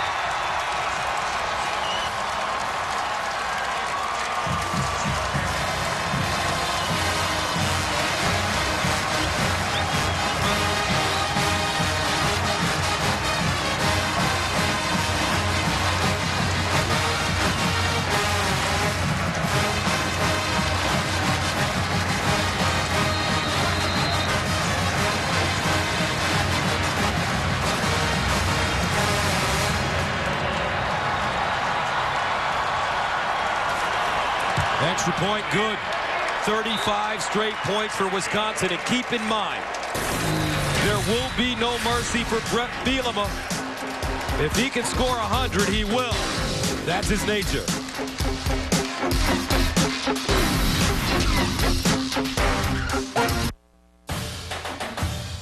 The Big Ten Championship on Fox is sponsored by Pizza Hut. Make it great. By Prudential. Prudential, bring your challenges. And by Miller Lite. It's not just a good time, it's Miller time. 49-10. Monte Ball, 16 carries, 118 yards, and a couple of touchdowns. But it's been an easy night for Monte. Give credit to this Wisconsin defense. They've been relentless. And it's funny when a team finally peaks. Talk about the right time.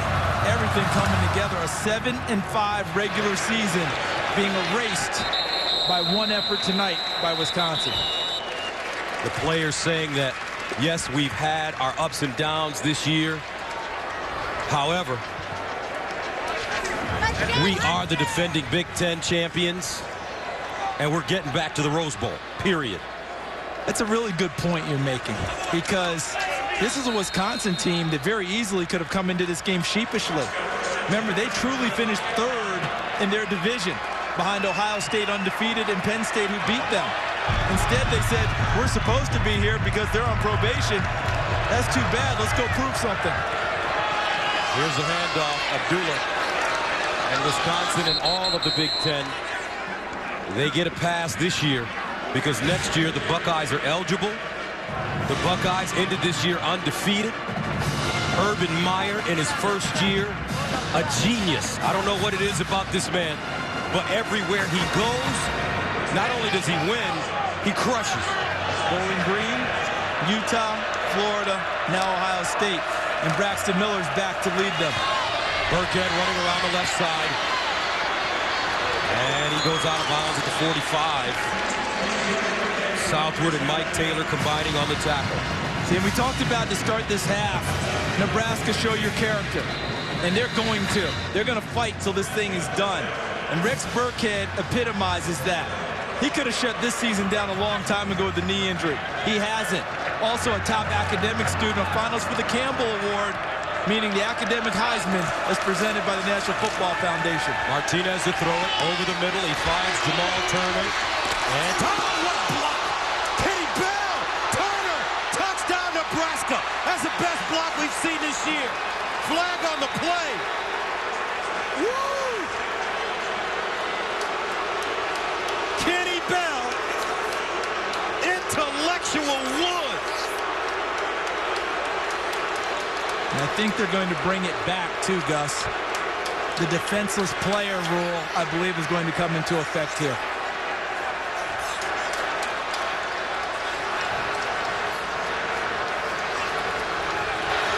Unnecessary roughness. Offense number 80. That's terrible. 15 yards from the spot of the foul. First down. That's terrible. That's terrible. Charles. That was one of the best blocks I've ever seen levied. Come on. And what they're going to say is watch at the end of the play as Turner catches the football.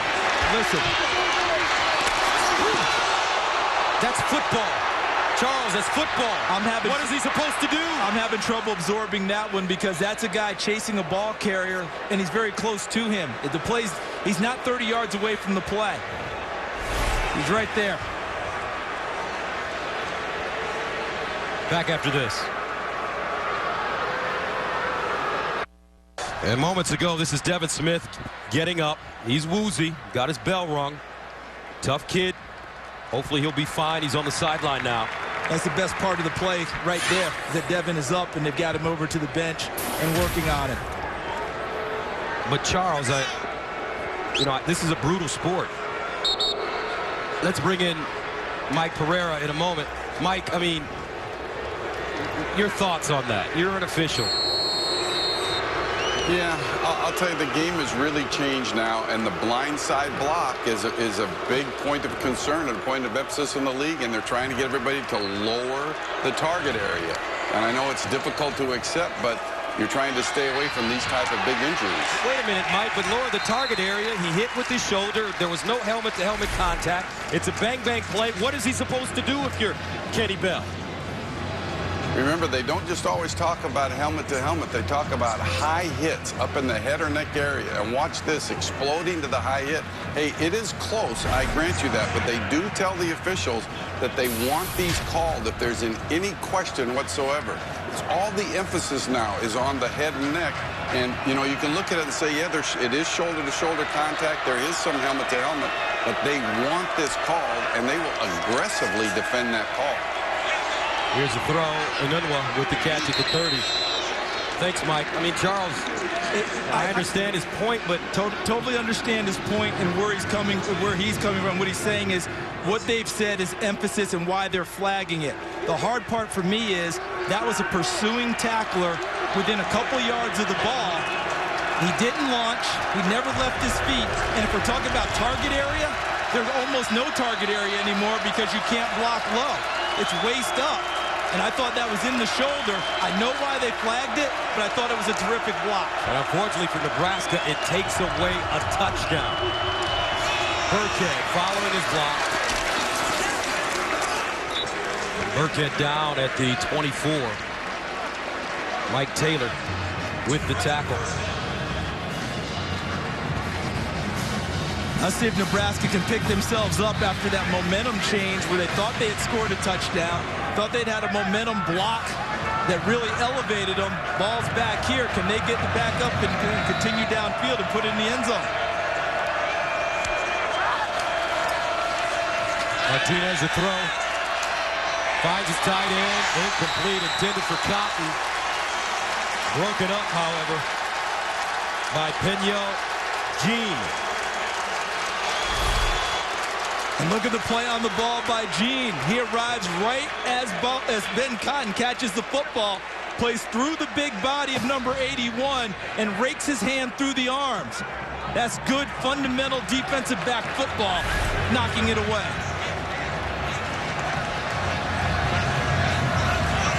Come back from a broken foot in preseason. Peniel Jean was their starting nickelback all of last year. Second down and 10. Martinez looking, nobody open. Finally finds Burkhead out of the backfield, and he's taken down. Flag on the play. That came from the referee in the vicinity of the quarterback with Kelly draped on him. Or was that Hemer, 87?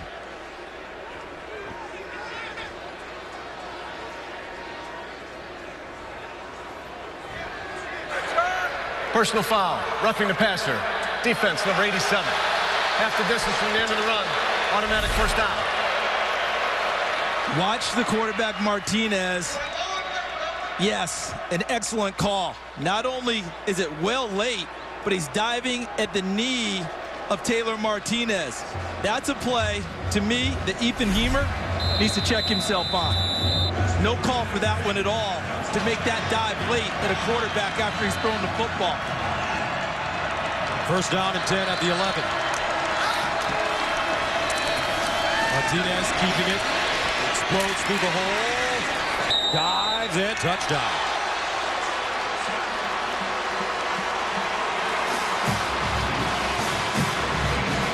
So Nebraska makes it 49-16.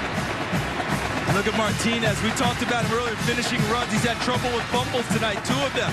2 hands on the football.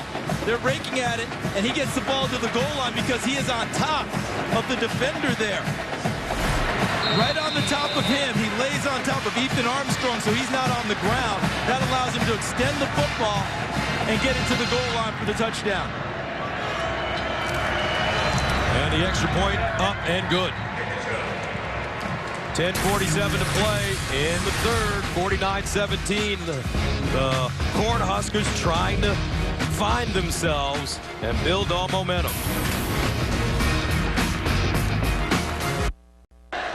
Tomorrow, start your NFL Sunday with the Fox NFL Sunday pregame show as Peyton Manning, John Elway, and John Fox talk about Denver's season. Plus, Michael Strahan picks his top 5 pass rushers that are 25 or younger. It's all on the Fox NFL Sunday pregame show tomorrow at noon Eastern, 9 a.m. Pacific, only on Fox. How about Peyton? They started slowly, but he has molded that offense. Rolling. What a killer. Rolling. And the key to it is he took that hit early in preseason that kind of let him know that he could handle it. And from that point on, look out. All right, folks, this week, the Fox College Football Social Poll on Facebook asked fans, which senior running back is the most NFL ready? This is a great question. Here are the results of that poll. Wow. Well, you can see we're this overwhelming Monte Ball tonight. So I'm going to tell you, we've seen Stephon Taylor recently. I think Stephon Taylor has every ingredient you need. Catch the ball out of the backfield, pass protects extremely well, and of course is a horse carrying the football. You really can't go wrong with any of the running backs that were on the screen. First down and 10 to the 25. Ball. He'll carry it on first down and go down at the 30. Sean Fisher there. But here's a question. Are any of those backs first-round picks? I doubt it because of the way the game's played nowadays, but I think you get them all second, third round, and you're very happy with your unit. What happened? I mean, why don't have the horses that you just want handed to 25 times, save Adrian Peterson? Why don't they value the running back position? They value it differently. They value more catching the ball out of the backfield, protection for the quarterback because it's a pass-first league. Second down and 5 at the 30.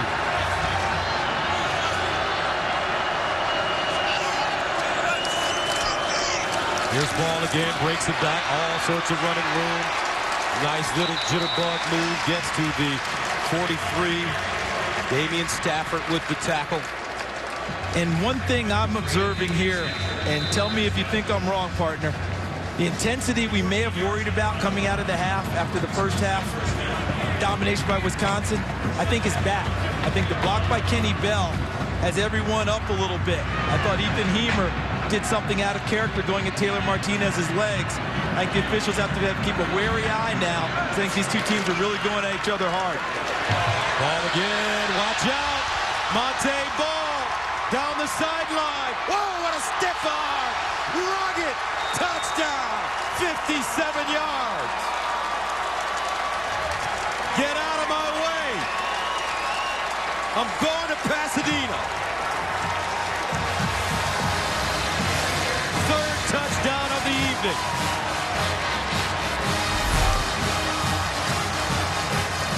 Well blocked at the point of attack. Look at the hole. Look at the, okay, now he spins through. The tackle missed by Ankara, number 9. Watch the stiff arm in open field against Deontay Evans. Allows Monte Ball to finish the run. And the extra point is good. 9:27 to play in the third. Wisconsin pouring it on. 56-17.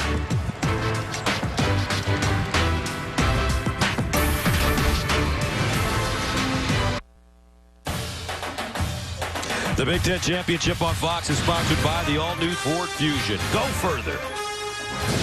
And by Aflac, official partner of the Heisman Trophy. 56-17, Wisconsin. This has been a breakout game for the Badgers. Monte Ball, over 5,000 career rushing yards. 17th player in FBS history to go over the mark. But Charles, to be honest with you, it hasn't been him. It's been that offensive line. They have provided gaping holes for this sensational runner. Offensive line, tight ends, extra offensive linemen. And guess what?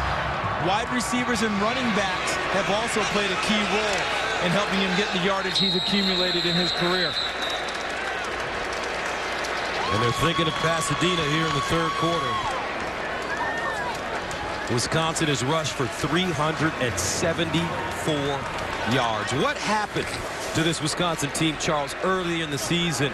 Why did they stumble in losing those 5 games? They had a wholesale change in coaching staff. Paul Christ got the job at Pittsburgh, their offensive coordinator. He took 2 or 3 assistants with him. Other guys got other opportunities elsewhere. So the wholesale change, and the new offensive line coach had a different philosophy than what Wisconsin was looking for. And the kids liked him, but they didn't like the techniques, didn't like what they were being taught. Weren't the same Wisconsin. They were doing more pass protection first than run. You heard what I just said? Wisconsin, pass protection first, then run. But Bart Miller, who was the assistant there, GA, really got promoted to interim offensive line coach, worked under Bob Bostad, the former O-line coach. They're back to being Wisconsin again. It's all come together for them. Martinez to the sideline. Incomplete, that one going through the hands of Jamal Turner. They have anticipated a little bit of contact by Peniel Jean.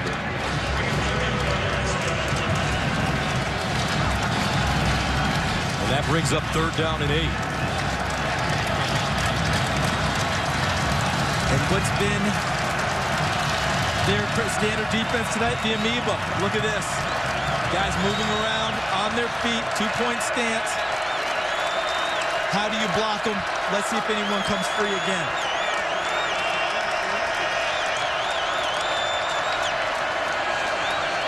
Martinez dumps it off, incomplete. No answers for Wisconsin for this Nebraska squad. They do look confused. Just quicker to the football now, and really Nebraska was fortunate because I thought David Gilbert, number 11, got held on that play. Got away with it. Now it's 4th down, they'll have to punt it away again. Wisconsin on their toes in this game, doing all the punching, jabbing, and big power shots all game long. Denzel Doe back deep.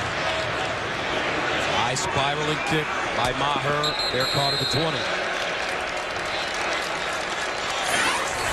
So Monte Ball, the fall belongs to this young man. And it's unfortunate he got off to a slow start this year. Offensive line was an issue. He was assaulted in August. Missed a couple of weeks of training camp. Wasn't in top form when the season got started. But he's rounded into it nicely as you look at all the records that he's doing. And right now he's going to get a little bit of a break, I believe. Let's see how long he gets to stay over there before they bring him back in, if they do.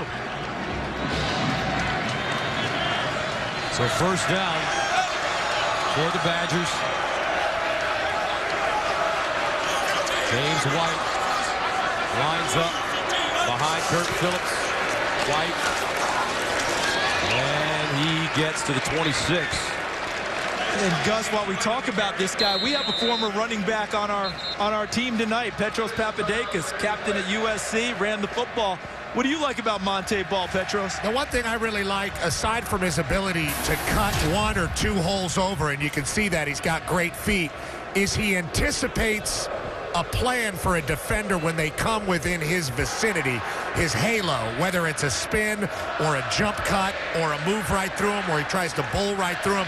He always has a plan, and he's great at ball security, never gives it up. This guy's a one-stop shop as a running back. I think he's going to be a great pro. Petros, you're talking about having a plan. He had a plan in open field with the stiff arm with Ciante Evans, who just went off the field with an injury. But that was the previous run. Did you have a plan when you ran it, Petros? You know that I didn't.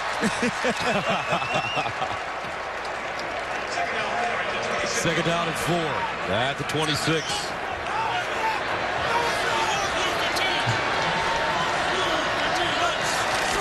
James White. And we've been talking a lot about Wisconsin, justifiably. However, On the other side, the Nebraska Cornhuskers, they came in on a winning streak, and the game is not over. There's still plenty of time. And you know how college football can be. 6 straight wins, but a totally different team, even though they struggled to win against Iowa their last game of the season. Winds were gusting. I mean, they were talking about 40, 50-mile-an-hour winds, and they found a way to win it. They put the ball in Rex Burkhead's hands in the second half, played defense, and handled the elements, showing the toughness that they've shown all year long, especially after the beating they took from Ohio State, where they've won the 6th straight since then. Has the transition for this Nebraska team been a major transition coming out of the Big 12 and into the Big 10? It's not easy. You know, you don't know the opponent. You have to study for them. You have no familiarity. Heck, you don't even know the hotels because you haven't been there before. So all that is new. Everything you start with, your travel, you name it, trying to figure out who their personnel is. It takes a little while to get absorbed into a league. But give Nebraska credit, in only their 2nd year, they're here playing for a championship. First down. White. Uh-oh, watch out. Watch out. Watch out. See you later.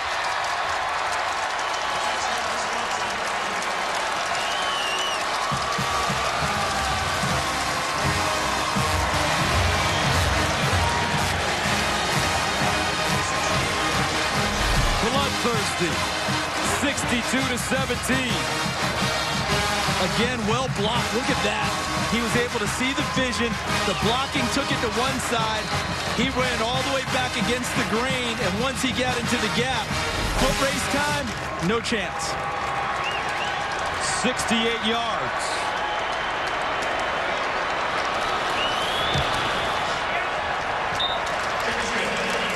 And this will not end quickly. 63-17. Wisconsin not finished.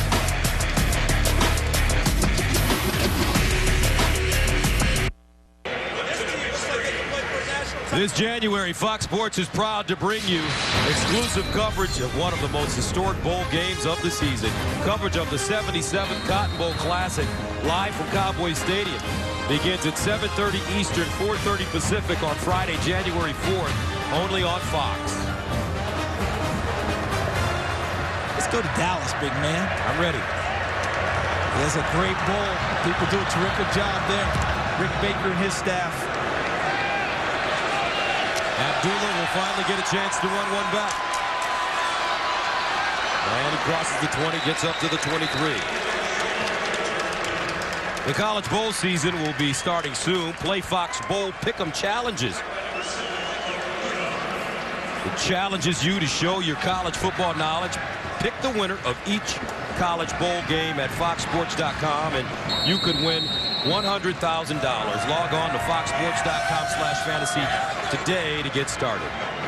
See that celebration by the Wisconsin fans? A lot of frustration coming out of that celebration. 3 overtime losses this year for this Badgers team. That doesn't happen to very many squads in the course of a season. Abdullah running. And Borland grabs him and brings him down.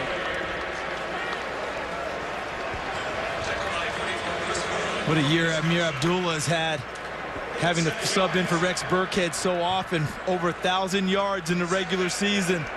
See Ron Brown there signaling plays in. He's the running backs coach. He's done an excellent job bringing that young man along.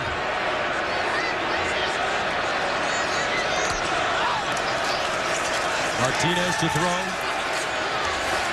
Looking. And Martinez goes down. Sacked for the 4th time. Brendan Kelly. Coverage sack there. There's nowhere for him to go with the football. Linebackers in secondary in sync. Pretty much running the routes with the receivers. No place for him to fit a football in. Allowed Brendan Kelly to pursue and wrap him up. 3rd down and 4.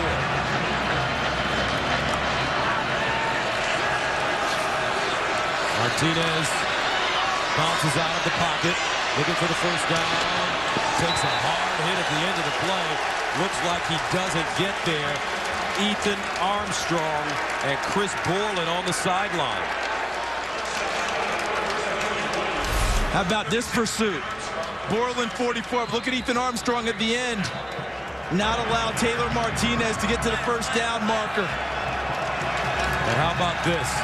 Nebraska going for it on 4th down and 2 at their own 31 with 5:06 to go in the third quarter. To the sideline, Kenny Bell with the catch, makes a man miss, and picks up the first down. That's a young man who grew up in the offseason. Talk about Kenny Bell. They brought in some military training and put the guys through some exercise like the SEAL training and really work these guys. Kenny Bell wasn't seen as one of the guys that would jump to the front and help. And by the time it was over, they had an exercise where he actually did the leading, but he did it from behind in a pool, pushing his teammates along, getting them to finish. At the end, he was rewarded with being the outstanding leader. And what a big, significant step that's been for Kenny Bell this year, and it carried over to his play during the season. Last week, Bell did not catch a pass, snapping a streak of 23 games in which he had at least one reception. First down for the Cornhuskers. Martinez over the middle, incomplete. Inunwa, the intended receiver, that ball thrown a little bit low. Double move route too. Inunwa trying to get into the middle and then breaking it upfield vertically. Right, and I'm very familiar with that kind of SEAL program that was established for Nebraska. That's what you did to us here at Fox when we started college football. You put us through that SEAL program, hanging in our hotel rooms at 4 in the morning, making us do calisthenics. You know better than that, because I'd be asleep at that hour. Here's Burkhead, first down.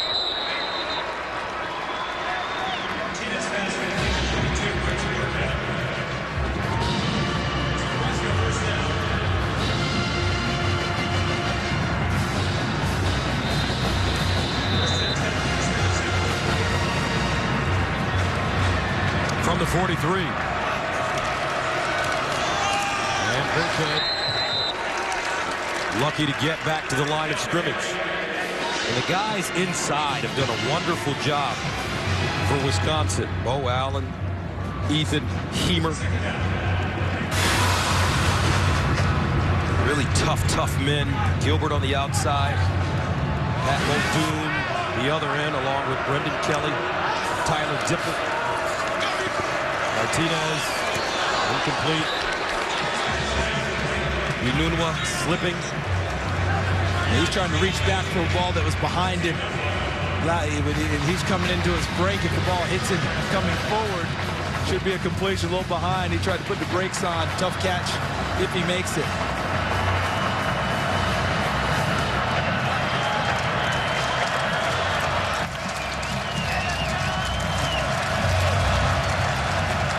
Third and 10.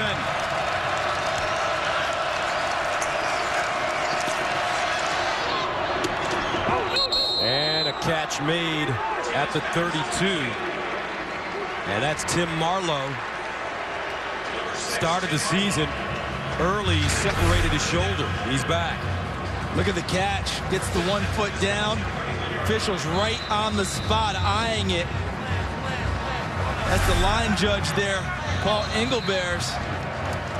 Now they'll take a look at it. Engelbert's. We're going to take a look and see. I think Brett Bielema wants to get a better look, too. The ruling on the field was a completed catch at the sideline. That ruling is under further review. Take a look as Marlowe goes up to catch the football. He's in the air, foot down. I think that's going to be ruled incomplete because the toe is in the white. See that? That appears to me that the toe's in the white, so that won't go down as a catch, I don't believe. I know they ruled it catch on the field. I think they'll overturn it.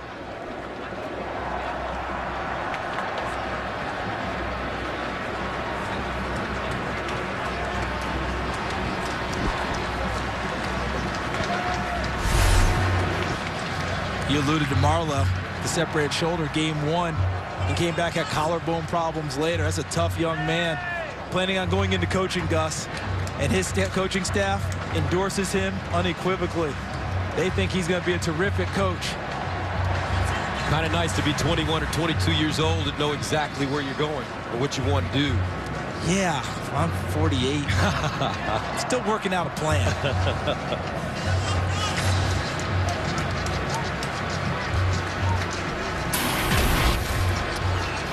While we're waiting, the biggest Nebraska loss ever, 2004, Texas Tech 70-10. Gus, not to put myself in the picture, but I did that game. And if you'd ever told me that the black shirts would give up 70 points in a game, never saw that coming. That was Mike Leach's Texas Tech crew. And you know this man, he is known to run up the score, right or wrong. He will. You think he'd tell us that he's run it up, or he's just going to say he played hard all the way through? I know what he tells us, coaches, but I know what he's doing. But in a way, you can't blame. After further review, it was an incomplete pass. It will be 4th and 10 at the 43-yard line. Please adjust the game clock to 3 minutes, 45 seconds. But in a way, you can't blame a coach, as you mentioned, because he's trying to get his team to play a certain way. I like that. And it's not just that either. You also mentioned it earlier. College football. People score points in college football. Those teams that get off the gas do so at their own peril, don't they? Sometimes. We saw that last year with Texas A&M, didn't we?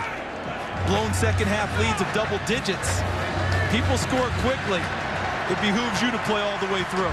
So on 4th down, Nebraska will go for it again.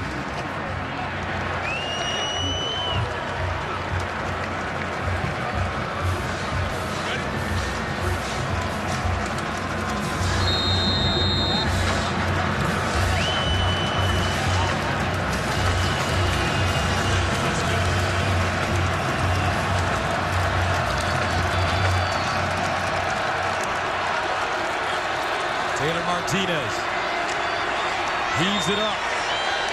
Incomplete. Jamal Turner, the intended receiver. And Nebraska turns it over on downs. There's a whole lot of contact downfield with Desmond Southward, number 12, and number 10, Jamal Turner. But the officials chose to let them play and work it out. Kind of like that parent who has the siblings fighting. Just takes the broom and pushes them out the back door. You two work it out.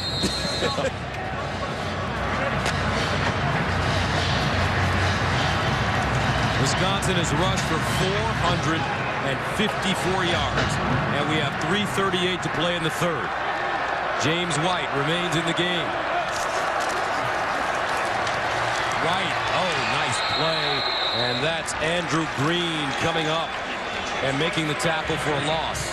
A loss of 7. I guess what you'd like to see if you're Bo Pelini is, regardless of what's on the scoreboard, you want to see your team continue to fight and play hard all 4 quarters. Well, they tell us about everything, right? That's life itself. You have a little adversity, you're going to lay down and you're going to fight. Plus, they're going to evaluate you on film. The eye in the sky does not lie is the phrase used in all of football. How did you play when the chips were down? White again. And it's just amazing what we've seen from this Wisconsin offensive line. Rick Wagner, the left tackle. Ryan Groy, the left guard. Travis Frederick, the center. Kyle Costigan, the right guard. Rob Havenstein, the right tackle. These men are maulers, at least on this day. And don't forget to add in Zach Mathias, 75, Robert Burge, 64, who come in to form that barge formation where they have 9 guys on the line of scrimmage. James White. And in today's world of college football, we do a lot of Big 12 games. We do a lot of Pac-12 games. And it's a pass-happy league. Those leagues are. And to see this kind of smash mouth, no secrets. This is what we're going to do. Stop it. In a sense, it's refreshing. It's fun to watch, especially the way that Wisconsin goes about getting to it. All the window dressing they present with formation shifts, motions. And each week they bring something new to the table, forcing you to do extra preparation to try and be ready for them. Right now I'm sitting here trying to recall. I'm thinking to myself, this team lost 5 games this year. Hard to believe. Burkhead on the run and dropped to the 25. Now, all season long, Fox Sports has been proud to partner with the Prostate Cancer Foundation, the world's largest supporter of prostate cancer research. 1 in 6 American men will be diagnosed with prostate cancer in their lifetime. Please join us and donate now at www.pcf.org/Fox Sports. It's something that hits with all of us. I'm quite sure all of us know someone who's battled it. Our colleague here at Fox Sports, Erin Andrews, her father battled it and won. Martinez sidelines. Inunwa with the catch. I'd be interested in asking Petros how he feels about seeing this style of football compared to what he normally sees out on the West Coast in the Big 12. Petros, can you hear me? Yeah, guys, you know, it's really interesting because you look at who's going to the Rose Bowl from the Pac-12, and it's the most solid running football team, the Stanford Cardinals. Martinez. And Martinez in trouble again. Wants to run it. Martinez picks up the first down and gets out of bounds. Petros, continue your thought. Because we see so many of these spread offenses in the trends in college football, and most of all, you see the teams with the most success, like Alabama, LSU, this Wisconsin team the last few years, and the Stanford Cardinal under Jim Harbaugh and now David Shaw. They're all pro-style run football teams that have extra offensive linemen and 5 different tight ends. Am I wrong? No, you're right on target. That's what we're seeing. It's not that the spread teams can't win. A lot of them win big. That looks like that's a forward lateral, but I didn't see a flag. Abdullah. Get out of bounds, close to midfield. Nice effort by Rex Burkhead. I think he got away with one there. I don't know how that can't be forward. I mean, watch Rex Burkhead doing everything he can to make a play. Tried to pitch it there. Couldn't do it to Amir Abdullah. Now he spins and throws it. Wow. Fortunate. First down. Abdullah looking for a hole, and he won't get it. That's because David Gilbert and Chris Borland were there. And one of the things I think we've seen tonight, and I know we've seen tonight, is Taylor Martinez continues to play hard. But we've seen Wisconsin become better tacklers as this game went on. Remember the first runs early in the game? A lot of missed tackles. As the game went on, they weren't missed anymore. And that takes us to the end of the third quarter. Wisconsin with a 63-17 lead. The fourth quarter of the Big Ten championship game coming up next.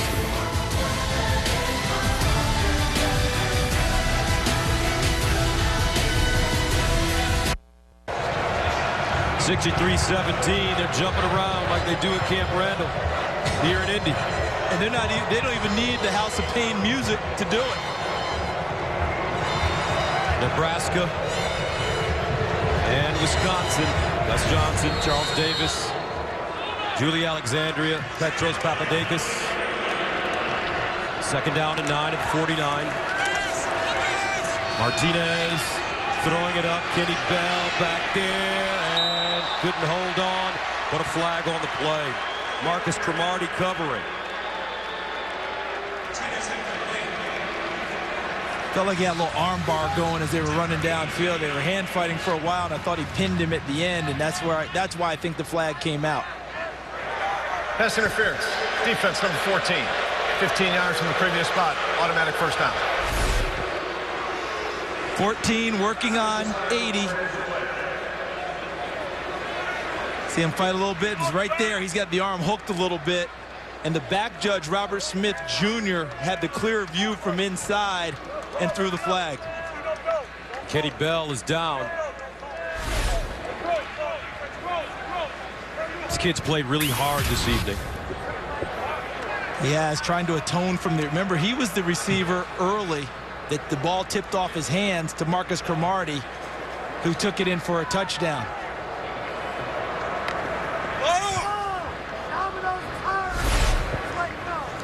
Look at the end of the play here as Bell goes for the football.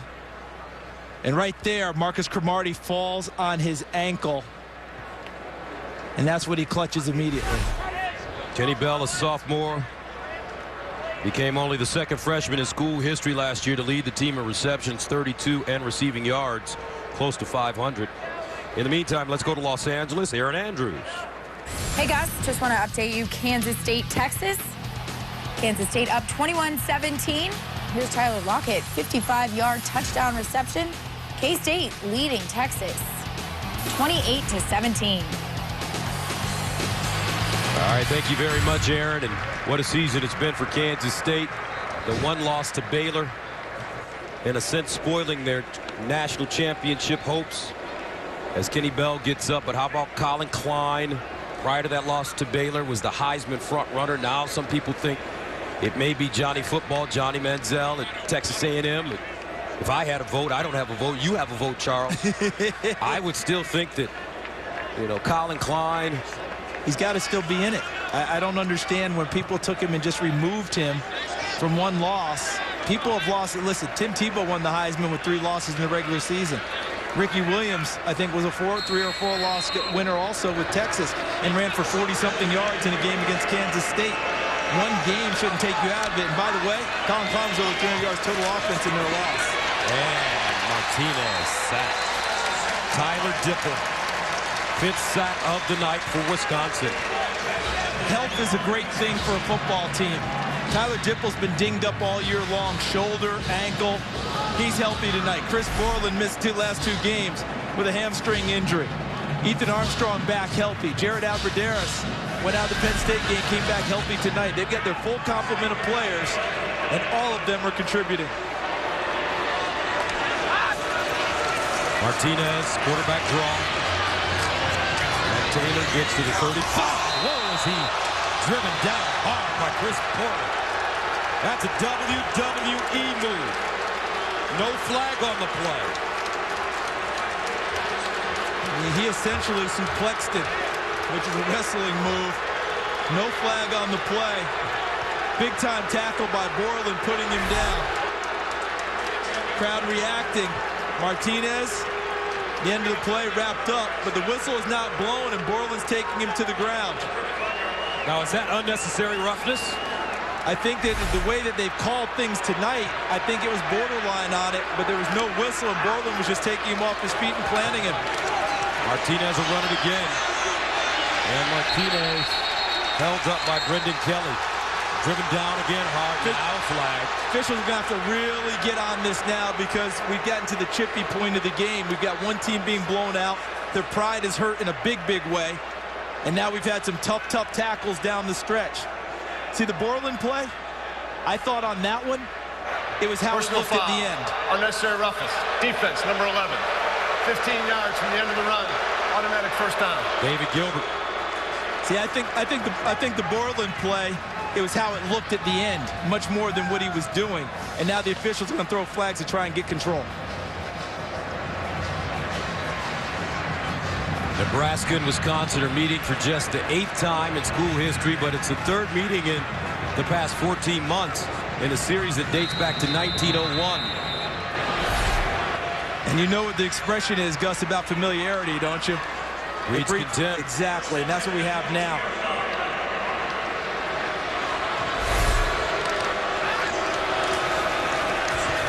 Abdullah will get out of bounds.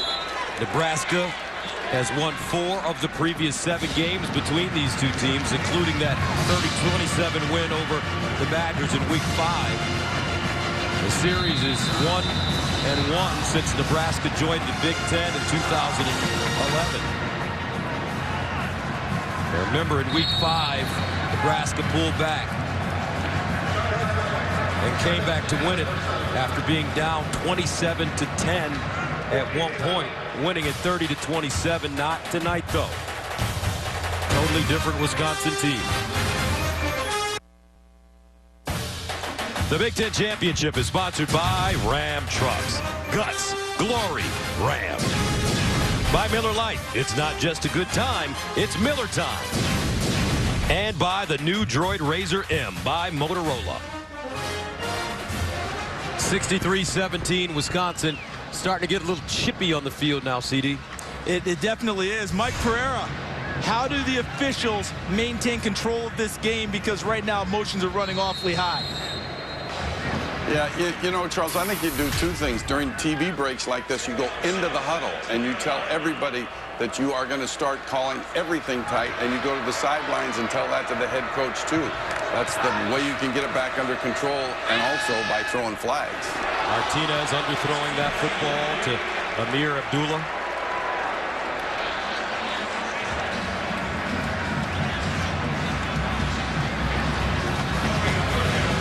Mike, thanks a lot for that, because that's the right thing, especially the preventive officiating, where you go out and you tell teams, here's what's going on. I can see it coming, guys. We see it as officials.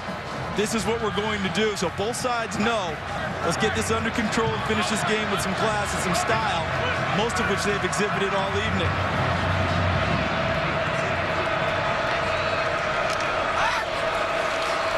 Taylor Martinez underneath to Jamal Turner. He picks up the first down. And you have to consider one thing. Wisconsin lost their last two games. Most recently to Penn State, 24-21 in overtime last week at Penn State. Prior to that, to Ohio State, 21-14. And they lost both those games without the heart and soul of their defense. Chris Borland doesn't play either game. The hamstring injury, he's out. He's back, and we've seen what a difference he's made this evening. And they run it around the left side. Touchdown, Braylon Hurd.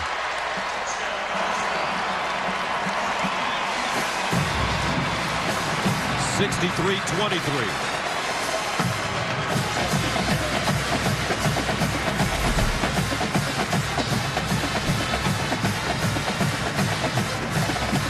This looks a lot like what Wisconsin's done all evening. Getting to the corner, and Braylon Hurd able to turn it with good blocking on the edge. Extra point up, and good. Nebraska continuing to fight.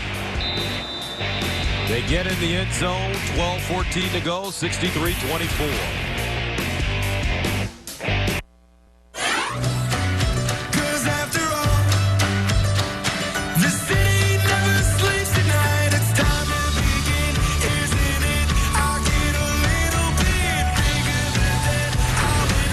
(63-24). The Wisconsin Badgers leading Nebraska with 12-14 to play here in the fourth quarter. Let's take a look at the Chrysler game summary. Taylor Martinez has made some nice plays, but 3 turnovers have been critical in this game. Monte Ball, just being Monte Ball, 195 rush yards and 3 touchdowns. He knows how to find the end zone. Look at the total yards. Wisconsin 550 and counting. And Kenzel Doe will take a knee. So Monte Ball coming back onto the field, and he's just had a sensational evening. Let's take a look at what he's done. Watch Superman move at the end as he dives and gets into the end zone. Gaping hole, trots into the end zone. How about that? Runs through a tackle, spins through another. The terrific stiff arm to knock Deontay Evans off and go into the end zone. Wisconsin has had 8 plays of 20-plus yards tonight, including 4 runs of 56 yards or more.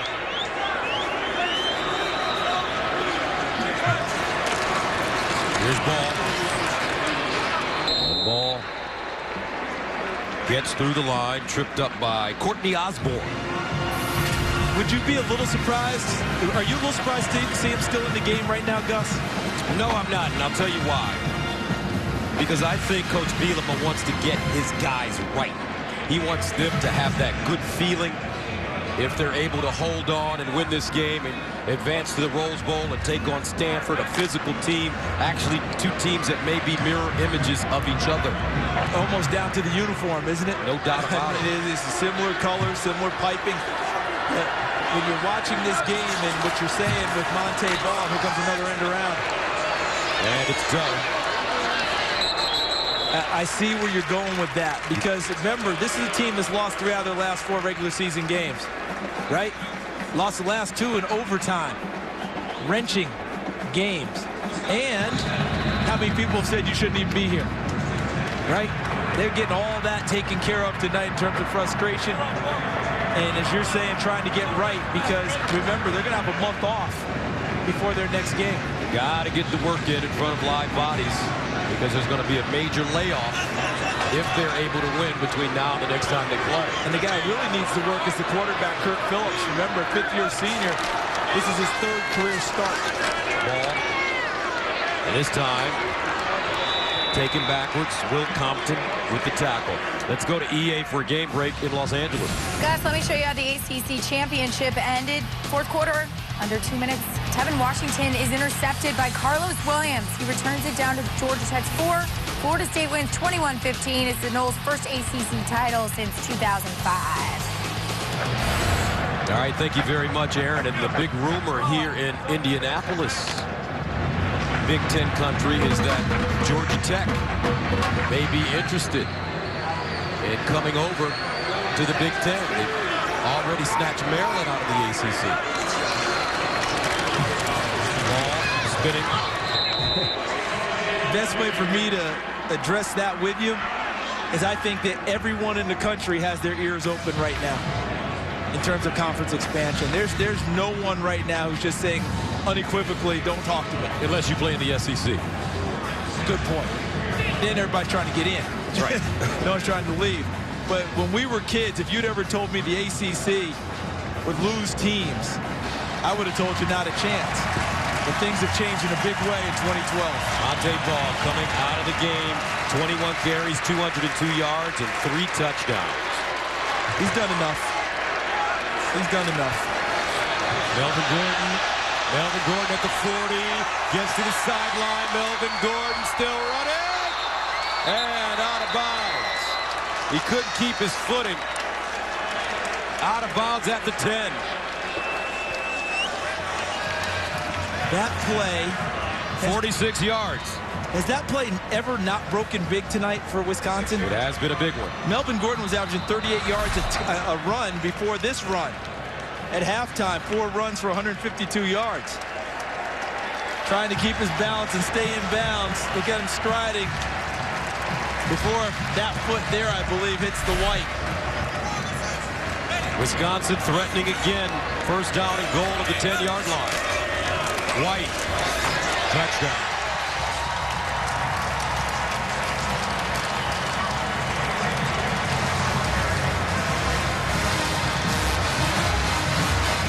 Four touchdowns for James White.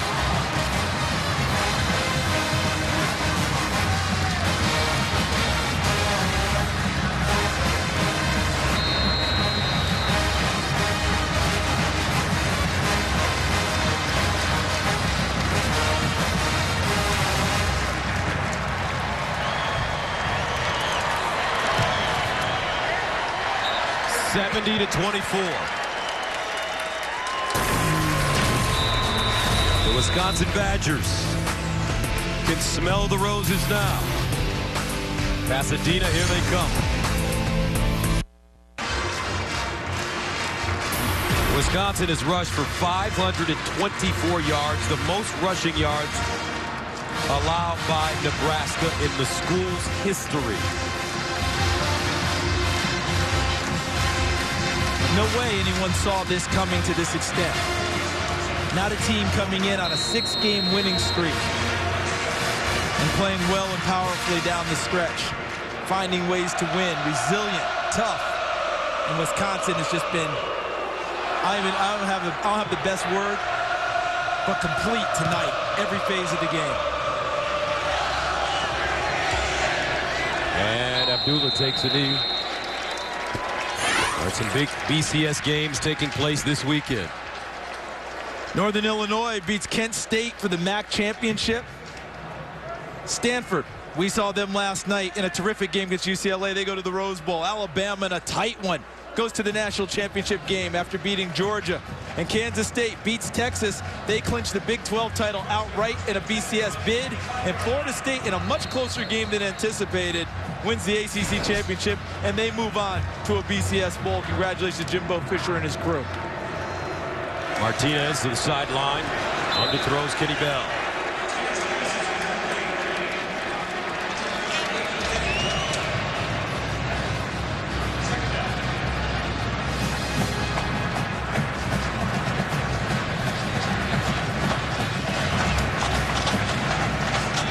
Playing for pride right now if you're Nebraska. Trying to finish out. Disappointing outcome. But as the coaches always say, it's important to play to the final whistle. Rex Burkhead, not a lot of room around that right side. Warren Herring with the tackle. And Gus, we're talking now Rose Bowl, Stanford, Wisconsin.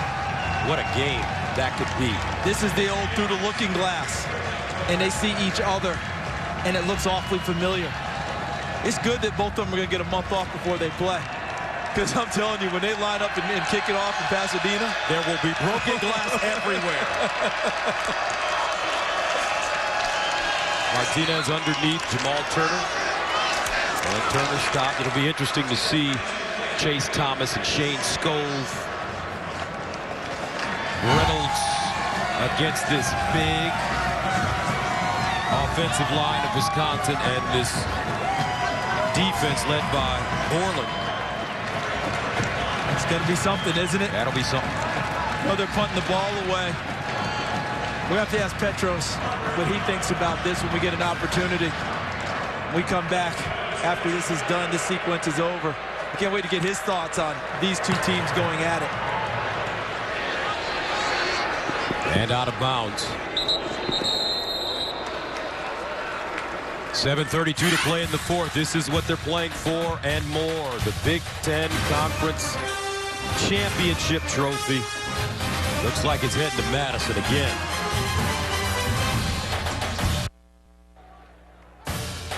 The Big Ten Championship is sponsored by Kay Jewelers, the #1 jewelry store in America. Every kiss begins with Kay. By Allstate, are you in good hands? And by Dr. Pepper 10. 10 bold calories, 23 flavors. 70-24, Nebraska. One they would love to forget quickly. Wisconsin with 3 100-yard runners. Ball with 202 yards rushing. Gordon 198 and White 109. Last time Wisconsin had 3 100-yard rushes in a game was in 2008. 8 rushing touchdowns, a school record for the Badgers. The Badgers have played in back-to-back Rose Bowls in '99 and 2000 against both participants in last night's Pac-12 championship. As you take a look at the offense.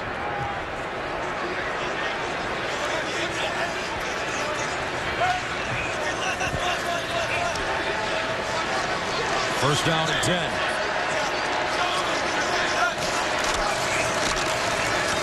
Elton Gordon. Wisconsin, as I mentioned, played in back-to-back Rose Bowls in '99 and 2000 against both participants in last night's Pac-12 championship. '99 they beat UCLA 38-31. In 2000 they beat Stanford 17-9. Ron Dayne was named MVP of both those games. There's a whole lot of man running the football, wasn't Big it? fella, Heisman Trophy winner.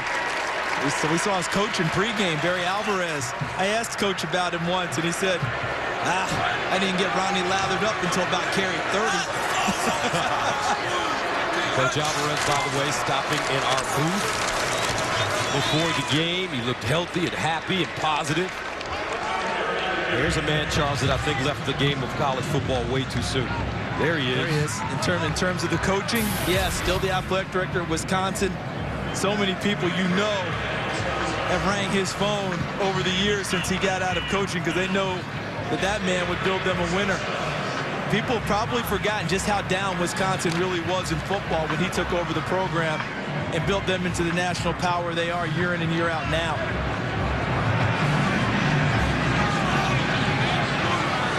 One of the great coaching jobs in college football history.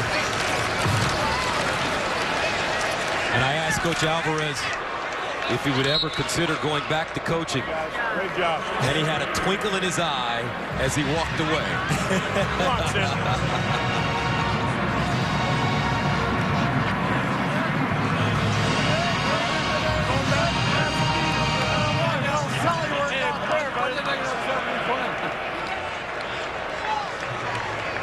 You can tell, you can always see the winners, can't you? Yeah, you can. Nothing like it. That relaxed, happy laughter. No matter what you say, there's a giggle that goes with it, a smile. They've earned it tonight. It's really interesting when you talk about coaches. When they win, they love it. When they lose, there's a knot in their stomach, as they tell us, that doesn't go away quickly.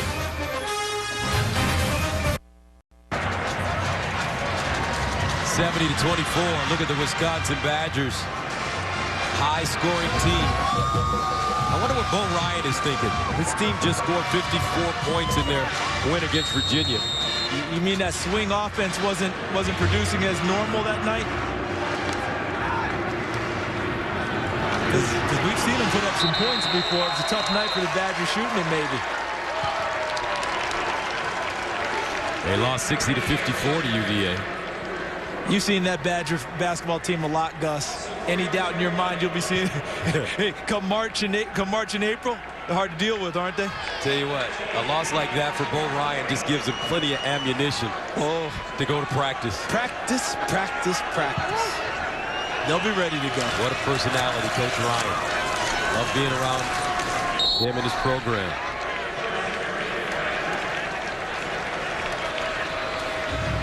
You're Hurd running the football. And Bo Pelini is letting his frontline guys finish this game out. You notice that? He's not taking them out. Almost a message. I don't think it's a punishment. I think it's simply such pride that you have. I'm not going to take you out of the game because I know you guys don't quit. You're competitors. I'm going to let you play it out. Here's Hurd. And Hurd down at the 31. So what's the future look like now as we head into the bowl season, Charles, and not to put you on the spot for this Nebraska team? This is going to be a heavy deal for Bo and his staff, Bo Pelini and his staff, in terms of picking these guys up. This will now be the third championship game they've played in 4 seasons. 2 of them in the Big 12, 1 here in the Big 10, and they haven't won any of them. And this has been such a crushing defeat. They'll have to work more mentally on his football team, I think, than physically, and find out if they bounce back. The good thing is that's all we've seen out of Nebraska this year. The loss at UCLA, they bounce back and win games. They get blown out at Ohio State in Bo Pelini's return to his alma mater. They win 6 straight after that. I wouldn't be surprised, bowl time, that this team from Nebraska is ready. So whoever they're going to deal with, whoever has to deal with them, they better come prepared. Hurd again. Runs into a crowd. Different story for this Wisconsin squad. They'll be heading to Pasadena to take on Stanford. Petros, your thoughts? Stanford, Wisconsin. Who do you like? What do you like? Well, I like that they're 2 teams that have the most sophisticated run games in all of college football and 2 very active defenses. I think the difference is the quarterback.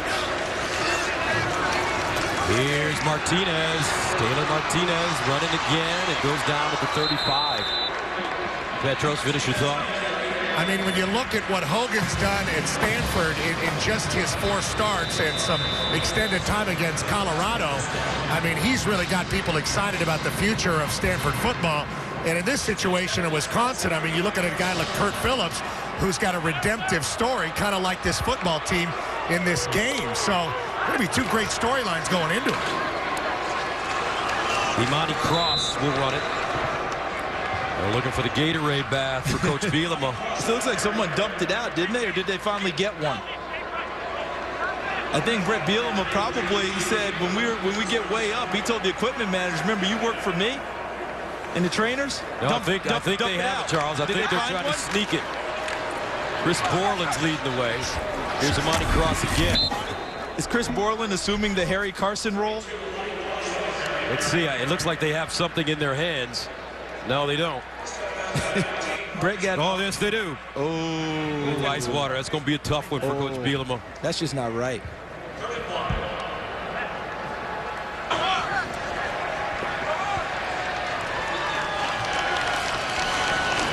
And a handoff to Amani. And Amani cross. Touchdown, 26 yards.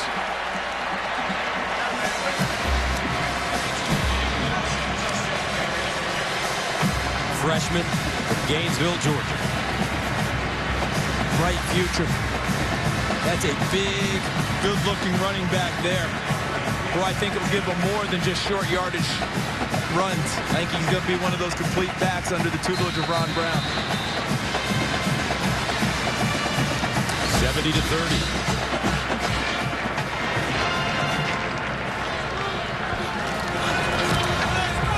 Extra point good. 51 seconds remaining. Back to Indianapolis right after this.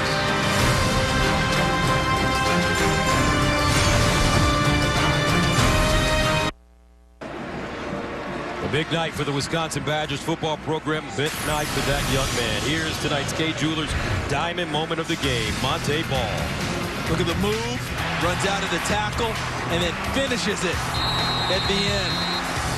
Just as Thomas Hammock, his running back coach, preaches all the time, finish your run. Monte Ball does exactly that.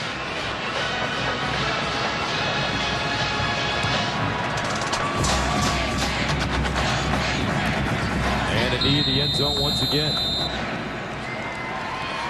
With 51 seconds to go, Wisconsin comes on the field, and they will take a knee and run this one out and set their sights on the Rose Bowl as back-to-back Big Ten champions. And Coach Bielema finally getting the Gatorade back, and that was all ice water, folks. Oh, man. They got him. When you win big, it refreshes. Otherwise, that's just plain cold. Congratulations to Wisconsin. Turbulent season. Unexpected losses, injuries, coaches fired. But in the end, they wind up in the same place they were last year, in the Rose Bowl. How about the credit, not just to Brett Bielema tonight, but his whole entire coaching staff led by offense coordinator Matt Canada, defense coordinator Chris Ash. The plan that they had tonight and let their team execute was one of the better ones we've seen, I believe, this season. Just tremendous, a complete victory. Third straight Rose Bowl appearance for Coach Bielema, 42 years old, as he heads to Pasadena where Stanford awaits. Last 2 years, Wisconsin losing 45-38 last year to Oregon and 21-19 to TCU the previous year.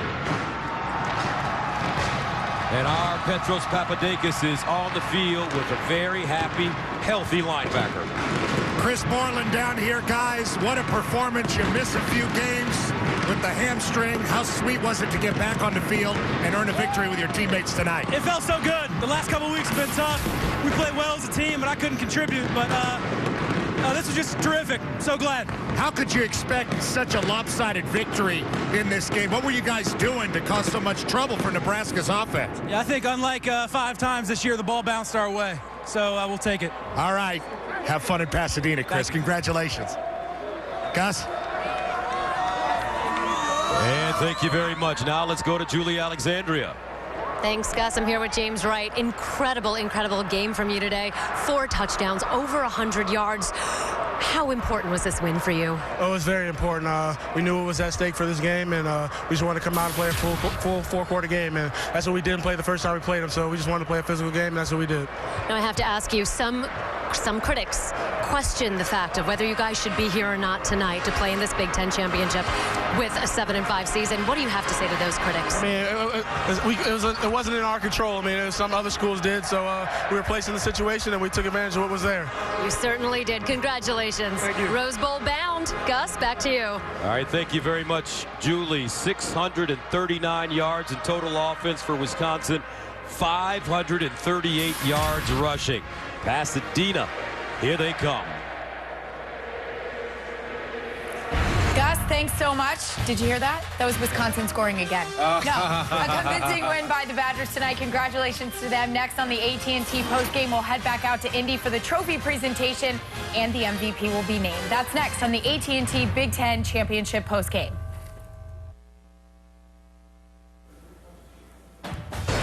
Welcome back to the AT&T Big Ten Championship postgame. Of course, one of the best game day rituals is jump around. They love doing that in Madison, Wisconsin. Doing their best impression of it here in Indianapolis. Congratulations to Wisconsin, the Big Ten champs.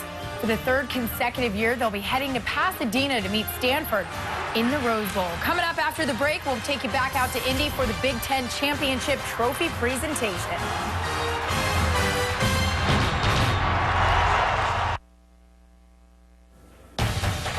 Welcome back to the AT&T Big Ten Championship postgame. It's now time for the trophy presentation. Let's send it out to our Charles Davis. All right, thank you, Aaron. And I guess we know why we're up here on this podium to present the championship trophy to the University of Wisconsin.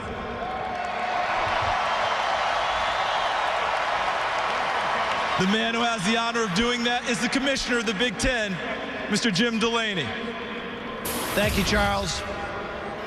Before presenting the trophy to this year's 2012 Big Ten champion and our representative to the Rose Bowl, let's everybody give a hand for Nebraska for the great year they had.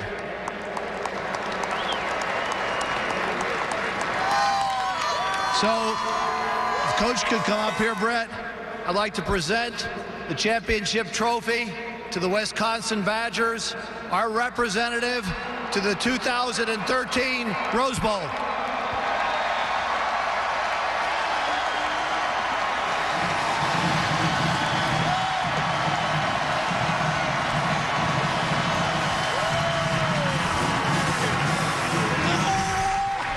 Coach Bielema, you come in here 7-5. Many people talking about that. You lose 3 out of your last 4, a lot of overtime games. But I saw you earlier this week, and you had that spark in your eye.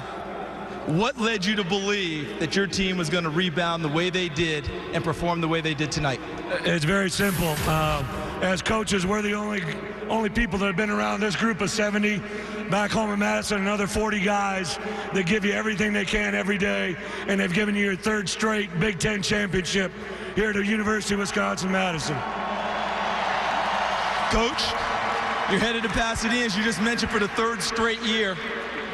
You're going to play the Stanford Cardinal. I'm not sure you've done much scouting so far, but what does that feel like to go back out there 3 straight years with an opportunity to win another game in Pasadena? Well, as my athletic director tells me all the time, it's okay to get there, but you need to win it. And we haven't won it yet, and we're going out there with that mission to play a great team at Stanford. We're going to enjoy tonight, enjoy this. I appreciate all the fans for coming out here to Little Madison East. Thank you for everything in on Wisconsin. Hey, congratulations, Coach. Don't go very far. We got one more thing for you pretty soon. Now it's time to present the Grange Griffin Most Valuable Player Trophy. And to do that, we have a man who won the Heisman Trophy 2 times for The Ohio State University, Mr. Archie Griffin. All right. And the winner this year of the Grange Griffin MVP Trophy for the Big Ten football championship game for the University of Wisconsin, running back Monte Ball.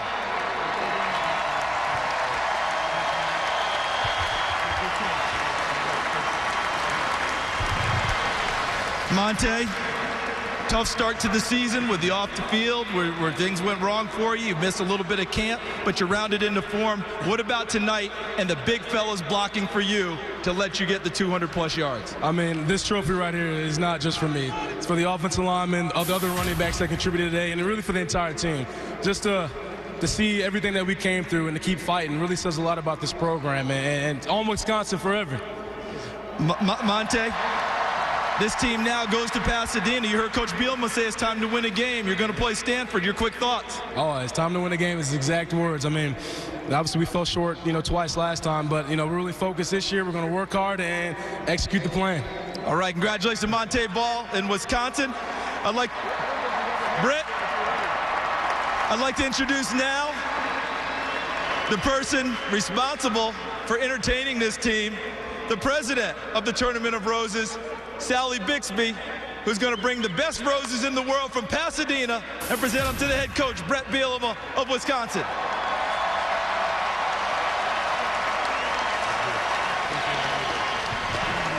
Congratulations to both teams, especially the University of Wisconsin, the 2012 Big Ten champions.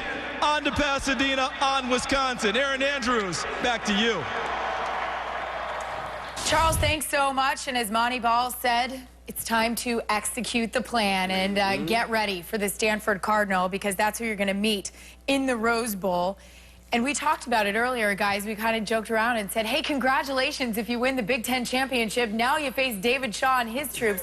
Not an easy task. How do you think they match up, Eddie? Well, they match up perfectly. I think both teams are physical ball teams. Tonight, what a job by the offensive line of Wisconsin. They only threw the ball 10 times and put up 70 points. So it really came together tonight for Wisconsin. So I'm expecting a tough physical matchup in the Rose Bowl. We have, what, 3-4 weeks before it happens, but it should be an exciting one to watch. Tonight we saw the best rushing offense in the Big Ten against one of the worst rushing defenses. In the Rose Bowl, we're going to see the best rushing defense in the country in Stanford's front seven. Chase Thomas, Shane Scove, Trent Murphy. Those guys are going to be ready to play. And you know what? The way Wisconsin has been playing at the end of the season, the way Monte Ball has really recovered from the start of the year. And the offensive line. Absolutely. I mean, this is a completely revamped Wisconsin team, and I'm excited to see this matchup. There's a lot of conversation out there, as Julie Alexandria asked James White. A lot of people wondering why a team with 5 losses should be in the Rose Bowl. I loved his answer. It's not in our control. We just took advantage of it. That's great. Perfect. Congratulations to Wisconsin. And it was Monte Ball making a statement.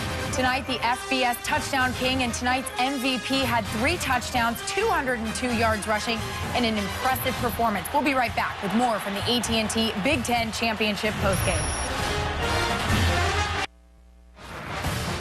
And we welcome you back to the AT&T Big Ten Championship postgame. See the Badgers there celebrating a huge win over the Huskers. They're just the 3rd team in Big Ten history to advance to 3 consecutive Rose Bowls. On Wisconsin, congratulations to them. And coming up on Fox, except here on the West Coast, it's your late night. Read it for me, Eddie. It's your late night news on Fox. Good job. And a reminder, for extended coverage of tonight's Big Ten championship game, tune in right now to the Big Ten Network for the State Farm postgame show live from Indy. And tomorrow on Fox NFL Sunday, John Lynch sits down with Peyton Manning, Coach Fox, and John Elway to talk about the Broncos' playoff chances. We uncover what headlines may be in store for the faltering Jets, and our guys get you caught up on the latest news from around the league tomorrow at noon Eastern, 9 a.m. Pacific on Fox. Final score from Indy, my goodness, Badgers 70, Huskers 31. Congratulations again to Wisconsin, the Big Ten champs for the 3rd straight year. For Eddie George, who can read a prompter so well, Joey Harrington, I'm Aaron Andrews. Good night, everybody.